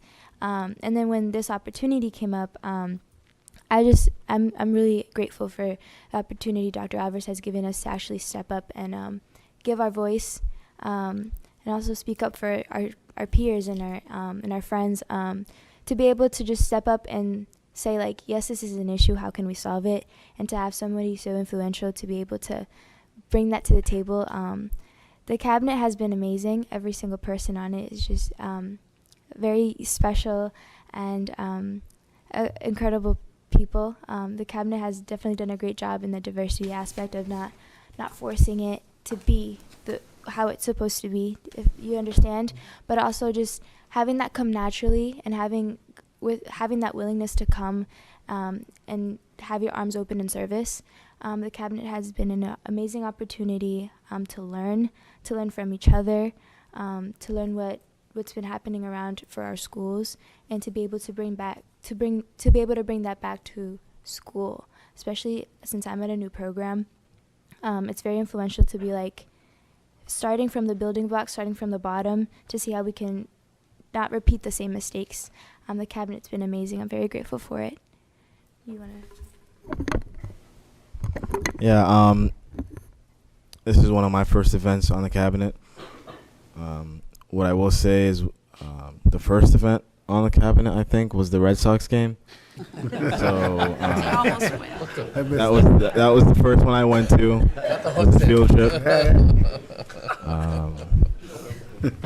So that was fun. So I can say that starting off, it's fun. That's what I know right now. Thank you. Hey, thank you. Thank you both so much. So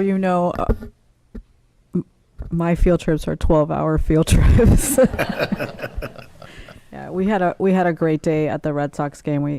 We had a lot of discussion about the history of the Red Sox, the integration of baseball, what that looks like, and so grateful for where they are in terms of diversity now, and how they celebrate diversity, and what lessons are to be learned from that, right? So, there were. Yeah, Member Pena. Yeah.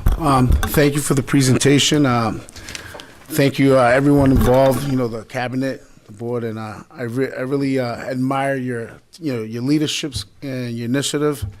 And one question I had: so besides the word of mouth, are you trying to to let's say to engage more students to get involved? Are you trying to do any recruiting? I mean, can you elaborate on that, or? By recruiting, you mean adding more members onto the cabinet? Yeah, and how does that look like? What are you doing to get more students involved? Go ahead. So I remember, I don't know if you were there for the discussion, but I remember that one of our last meetings at in person, we talked, like Mr. Bishop was saying, we talked about how the recruiting was going to work, about people staying, about how they're going to be recruited. Like Mr. Bishop said, the schools are open to looking around for the students who are willing to give that service, and to spreading the word. I don't know about English or the bigger schools, but at Frederick Douglass, anytime I get dismissed to go to a cabinet, they're like, Genesis, tell Dr. Alvarez about the food. So it's a thing where I tell them hey, this is happening. Do you guys have any feedback? But for the recruitment, we try to be, from what I've heard, we try to be as open with applications. And we paid a lot of mind to it, and also about the people who are willing to continue, the people who are willing to come and join us. So it's a good experience. I don't know if you want to add anything. Yeah, sure. I'll add one more thing. what I do know is that guidance counselors at my school sent out mailers to all students, telling them about this. So the applications were open for all. They were very conscientious about this. They demanded it, actually. Said this would be ironic if we're going to do a cabinet. We say that there's fair representation, and we're not actually fairly represented. So the students held us accountable to make sure we did that. Wow. What I will say is that the students that sat last year didn't give up seats. Because we gave them the option, right? Yeah. They didn't give up seats. So the open seats were really the seniors that graduated, which, you know, so we have continuity, but we also, we have new members, and then we added one seat that we didn't have last year. Wow. So we're actually up to 11 now. Well, so I'm floored. You guys are amazing. I'm inspired by you. I hope you one day want to come back and give back, you know, to the district. I can see you as a teacher right now. I can see you. See both of you. But you're an inspiration, man. I really admire the work you're doing, and thank you so much. I was hoping one of them would run for president, actually. That's what I'm thinking too. Denise. Yeah, I mean, everything's been said. I mean, Cole and Genesis, that was amazing. Just how articulate you guys are and how passionate you are about this topic, and your peers and helping them out is really inspiring to me. Cole, you mentioned the turnaround at Lynn English, and we didn't mention Dr. Pena. I think Dr. Pena is such a huge part of that. Amazing. So make sure you thank him tomorrow, because he's a great guy. And Every day. Yeah, he's a great guy, and you know, obviously Dr. Alvarez put him there, but he's a huge part of that. But you know, what else can I say? My colleagues have said it all, and it's just, you guys are very inspiring, and I think I've said this to you before, Genesis. We're keeping these seats warm for you, so step up when it's time. I just want to add one more comment. And just echo what Member Dugan talked about the turnaround, but I do want you to know that, you should take credit to that. The students were involved, everyone involved, you know that even the students had something to do with the turnaround. So your engagement in the school, and that the whole effort goes to everyone in there, parents, the students, the administration. Like, you guys done an amazing job at that school. Great school. I just want to thank you both for being here this evening, for your words, not just to the school committee, but to everyone that's listening this evening. You're truly remarkable students, and I know you will continue to represent all students extremely well. And we will see each other very soon, because we have a meeting coming up, and we're going to keep working on this until we come up with some viable solutions. So, thank you. Yeah, thank you so much for being here. We really appreciate it. This was amazing, and we appreciate all the work, and let's stay in touch. Thank you. All right. Thank you. With all the tutoring, with open architects, it's Yeah. the world. It's awesome. Yeah, thank you. All right. That was excellent. And now we move into field trip requests. It's LBTI cosmetology students to the International Beauty Show, Jacob Javits Center in New York on March 25th. The request is to approve the field trip for Lynn Tech cosmetology students to attend the International Beauty Show at the Jacob Javits Center in New York on March 25th of 2025. So moved. For a second? Second. All in favor? Aye. Opposed? Ayes have it. Next, we have a donation for Tracy Elementary for 2 Gaga pits. Yes, the recommendation is to accept a donation of 2 Gaga pits, approximately a value of $2,700 for Tracy Elementary School. Second. All in favor? Aye. Opposed? Ayes have it. Next, we have a request to transfer funds from salary to non-salary to provide services to special education students for vision, hearing, and speech therapy. The recommendation is for the school committee to approve this transfer of funds for special education salary accounts to the special education contract services non-salary account to provide services to our special needs students. There was a resignation of one speech language pathologist and one language pathologist assistant. Special education will not have enough staff to provide required services to students, so we will need to hire outside contractors to provide these services. I am recommending that this transfer be allowed. We encountered this issue earlier in the year. The recommended motion, however, I do want to note is 100,700. There is a typo of 10 there, so I just want to make sure that we correct that for the record. One could only wish that it was 10 more. Questions? Is there a motion? I make a motion to transfer the funds from salary to non-salary, provide services to special education students. Second. In the amount of 101,700. All right, roll call, please. You got crazy with the zeros. Strike that zero. I'll do that in my checkbook, Kevin. We had a motion made and seconded? Yep. No, I wasn't sure. Yes. Member Dugan? Yes. Member Gately? Yes. Member Pena? Yes. Member Reed? Yes. Member Satterwhite, absent. Mayor Nicholson? Yes.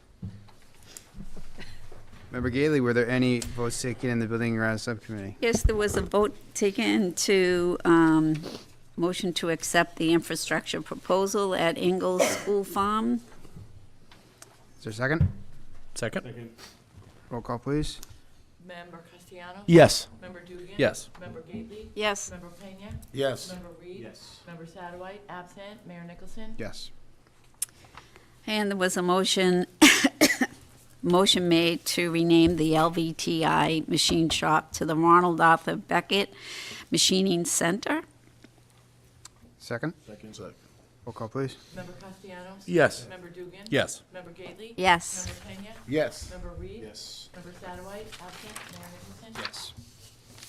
Member Dugan? Yes, so we had two changes to some policies that we're hoping to get approved. The first one is GBEA, Staff Ethics and Conflict of Interest. So we voted to approve some of those changes. Second. Roll call, please. Castellanos? Yes. Member Dugan? Yes. Member Gately? Yes. Member Pena? Yes. Member Reed? Yes. Member Satterwhite, absent. Mayor Nicholson? Yes. And then the second policy we put forward would be GBEB, which is staff conduct. Again, just some changes to that policy. Is there a second? Second. Member Castellanos? Yes. Member Dugan? Yes. Member Gately? Yes. Member Pena? Yes. Member Reed? Member Satterwhite, absent. Mayor Nicholson? Yes. Final item is a Rosetta Stone update and recognition. Yes, so we just wanted to give you a brief update. Patty Hebert may want to comment on some of these actual updates, but in recognition, really, all of our students have student licenses. So far to date, we have 747 family and community licenses assigned to users. The number that I want to highlight is that to our incredible teachers, we have 1,305 teachers signed up using Rosetta Stone, which I think is absolutely incredible. Shout out to all of our LPS teachers. It's fabulous. And just to mention the languages being used, aside from English, Spanish, Arabic, Chinese, French, Greek, Italian, Japanese, Korean, Latin, Portuguese, and Tagalog. So aside from that, a shout out to Hood for the highest usage Nice. and highest stories usage. So we're extremely proud. Hood is on fire this year. Yeah. They are So just bad. taking it by storm. Patty? And a lot of folks have, so it's been, it was a soft rollout. You know, we talked about it in the spring, really getting everyone on board. Shout out to the data center really for putting in all that information. It's a really big process to get folks enrolled, and they were working tirelessly to make sure that that happened. We have looked at a change in that, so now it's a rolling enrollment for our families. So when they register, they're automatically being enrolled as well. There were trainings for all of our family and community coordinators as well. So they're supporting families, they're supporting students, teachers at the schools as well. So kudos to all of them. Rosetta Stone is being implemented in schools. We're seeing it in world language classes. It's happening during study halls, small group rotations. They're doing that during ELA. We're always fighting for time, but they're making it happen, if anything, even after school. Some of our littles, the number of schools that are in there, our early childhood is also in there, so they haven't had any usage yet. But, Yet. it'll happen. That's a It'll be firm fine. yet. It'll happen. Yeah. We're having conversations about it. Yeah, yeah, so that will happen. And you can see I just put a data chart in of some of the usage, the hours.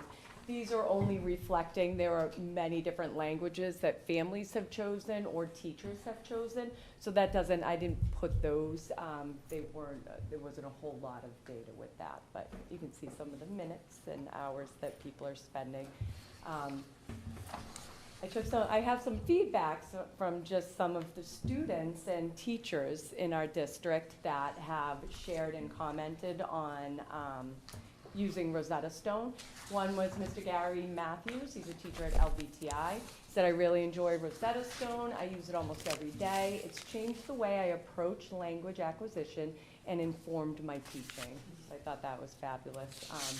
Students are saying they like Rosetta Stone and they chose to practice Spanish because this one fourth grader at Aborn said when he travels, he wants to be able to speak to people fluently. So that was awesome.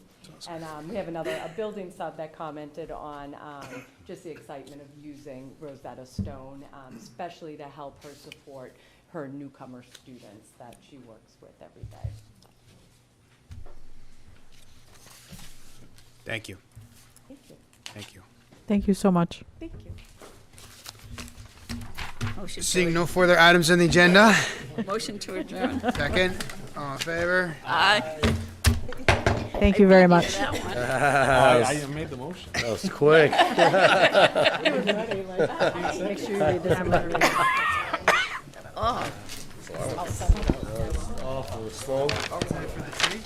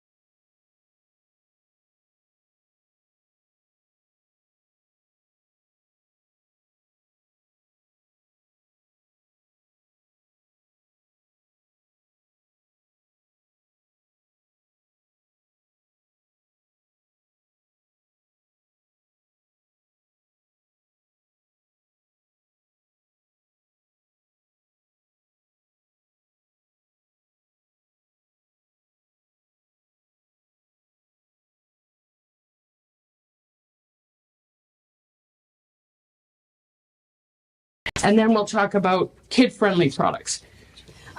So, that's why I asked her to come and do the discussion. And this is just a very small snapshot. So you can imagine there's thousands. We can't even keep track of or keep up with the flavored vape stuff. And the whole idea behind the flavor restriction in Massachusetts is flavors are geared towards young people. It's the way and the reason that they initiate use of these products. Then, of course, they become trendy, and then there's 1,000 products on the market. So Juul was the big one to start this this reversal in nicotine use. And Juul's nowhere to be found or hardly out there anymore. But we have thousands of other name brands. So I asked the collaborative when they met if we could smell these products and agreed that they were flavored. We were going to send out a letter saying that the Board of Health has determined that these products are flavored and you have 30 days to remove them. I haven't sent that letter because new things are coming out every day. And we had a statewide offsite Board of Health, like my colleagues who do what I do in other surrounding communities. And I actually called DPH out and said, if we moved that quickly on Newports, and combustible are not the thing that kids are using these days, why can't we move this quickly, this fast with these products?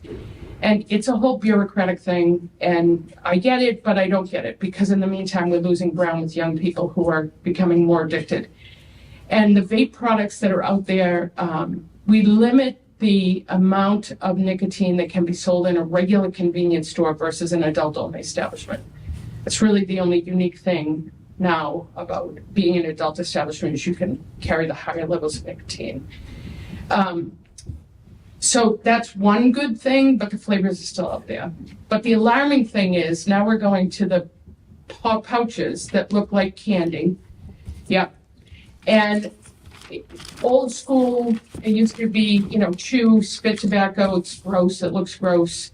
And then we had some pouches like Snooze and Camel Snooze, and I forget what the other name brand is, but they really didn't take off. They're still around, but they didn't take off. And those were still tobacco. These, if you open them up, they're little tiny pouches. They have white, it's basically crystallized nicotine.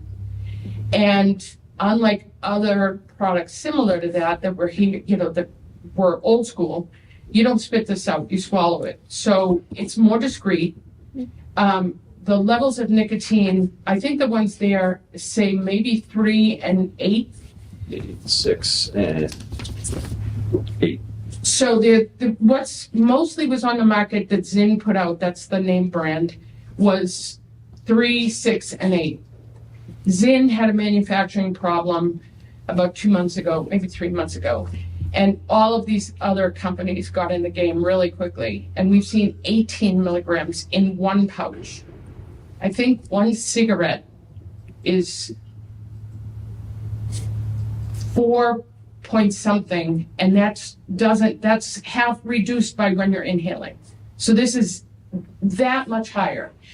So one of the strategies that we're talking about is maybe requiring those over a certain nicotine level be put into an adult-only establishment so everybody isn't just able to access this. But my hope, honestly, is that somewhere along the line we start saying you can't manufacture anything above, because in other countries they don't sell these things this high. Even on the vape sticks it says only to be sold in the United States. It's like, oh, you can kill our people, but you can't do that over in the UK or Australia or a lot of other places. So it's kind of alarming. And those are really new, like within the last year or 2 years, the pouches. And now, again, they're flooding the market. And you can tell, if you ever take the opportunity to go into a convenience store, you can tell that it's their bigger selling product because of the inventory they have. There's drawers filled with this stuff, which of course it would be because it's highly addictive. And anecdotally, I've spoken to people, adults, who smoked at one point, quit smoking, started using this and can't stop. And of course not, the nicotine level is so high, or they're doubling up on it, they're putting 2 in their mouth. And they're definitely getting a nick hit, like a nick buzz. So I'm hoping that as we move forward, we'll have some restrictions on these products and getting rid of some of the flavors. So the top 3 the pouches are all flavored. You can smell them without even opening it. They smell like candy canes. They smell like mint. If you're a parent, you wouldn't even notice. They look like icebreakers, the mints. When you open them up, they look like they're the Listerine things you can put in your mouth that dissolve. The industry is alive and well. It's, a predatory industry selling poisonous products and intentionally selling them or marketing them for young people. And that brings me to those kid-friendly things. Like, those are vape. It's like a keychain. They're rechargeable, so you can put a cartridge in them. Whether it's THC or nicotine, the cartridges actually all fit in kind of like a battery. It doesn't matter if you get, Everready or Kmart brand or whatever. So those are just some of the things that are concerning that we're seeing. So is all this legislation at the state level? No, none of it is. Okay. And like in the past, sadly, but it's true, we're home rule state means we can exceed what the state does, can't go less than. So, and one of those things, now jumping to the next subject, is nicotine-free generation. Have you heard about this? So the nicotine-free generation is, and it likens back to this, Brookline passed a regulation before 2020, but its effective date was January 1st, 2020, that nobody could, instead of going by your date of birth, they changed it to say their year of birth and said anyone born who turned 21 on that January would never be able to buy nicotine or tobacco in that community forever. And it's a slow roll to really create a nicotine-free generation. They got sued and unanimously, so went to the Supreme Judicial Court in Mass. And there was a unanimous decision that supported the Board of Health, that they could do it. It didn't undermine the state law. In fact, it supported it. The state law kind of says that, you guys have the right to do stronger things, and that the purpose of it, its intent is to stop this deadly product. So when Brookline didn't have to, I forget the name of the word, but they didn't have to stop doing it until what is that called when you put it on hold, legislatively. Anyway, they could still continue, and they did, and then it was found in favor, and that gave us any one of our 351 municipalities can pass it locally. So it's Brookline first, Stoneham, Malden, Medford, Winchester, I'm missing some, have passed. There were 7 municipalities. Now Concord, Peabody just had a public hearing on October 24th. The Board of Health chose to table it, hoping that a contract with their retailers would deter sales to minors. That meeting hasn't happened yet because it was just October. But the same night that Peabody met, Manchester by the Sea adopted it. So I feel like it's a train that's not going to stop. I think that boards of health are seeing it. The biggest arguments were the same arguments we heard when we did smoke-free workplaces, like you're taking people's rights away, or whatever. And I wasn't even, it isn't, like DPH is not saying this is our number one priority, nicotine-free generation. They're saying boards of health want to do this and they have comprehensive regulations. Obviously, we'd support them. And in sitting through a hearing, one of the things we heard the most was, the rights of people have choices, they're adults, blah, blah, blah.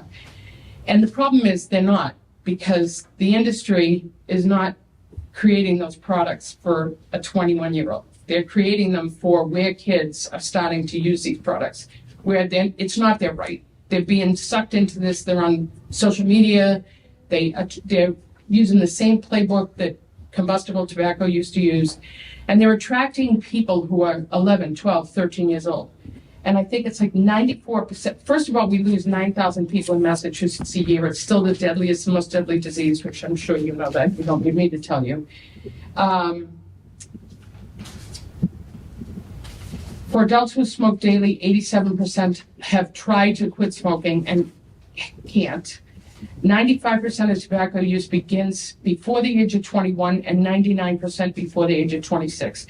And that's using, I think, a really high number, a high, threshold. I think in reality, we've always known that, at least with combustible, and I think it's worse now with vaping, because it's in those pouches, because it's easier to hide them. It's easier, you can't tell that someone's been vaping or someone's been sucking on those pouches. So that age was, and I believe still is, between 11 and 13. When I think, it's criminal. This is an industry that attested that it knows these things are bad for you. So I think it's a good next step. I think it's not going to be everybody's jumping on the bandwagon altogether. I think it's going to be a slow roll about, boards of health deciding what to do about this. So that is sort of like what's going on with the flavor and the new products, and they're still attracting kids or pushing things towards kids, which continues to be alarming. The good news is the Delta products, which probably the last time I was here, I kind of mentioned those, the THC, synthetic THCs, and then the synthetic THC that exceeded the level and was considered, so much cannabis that it could only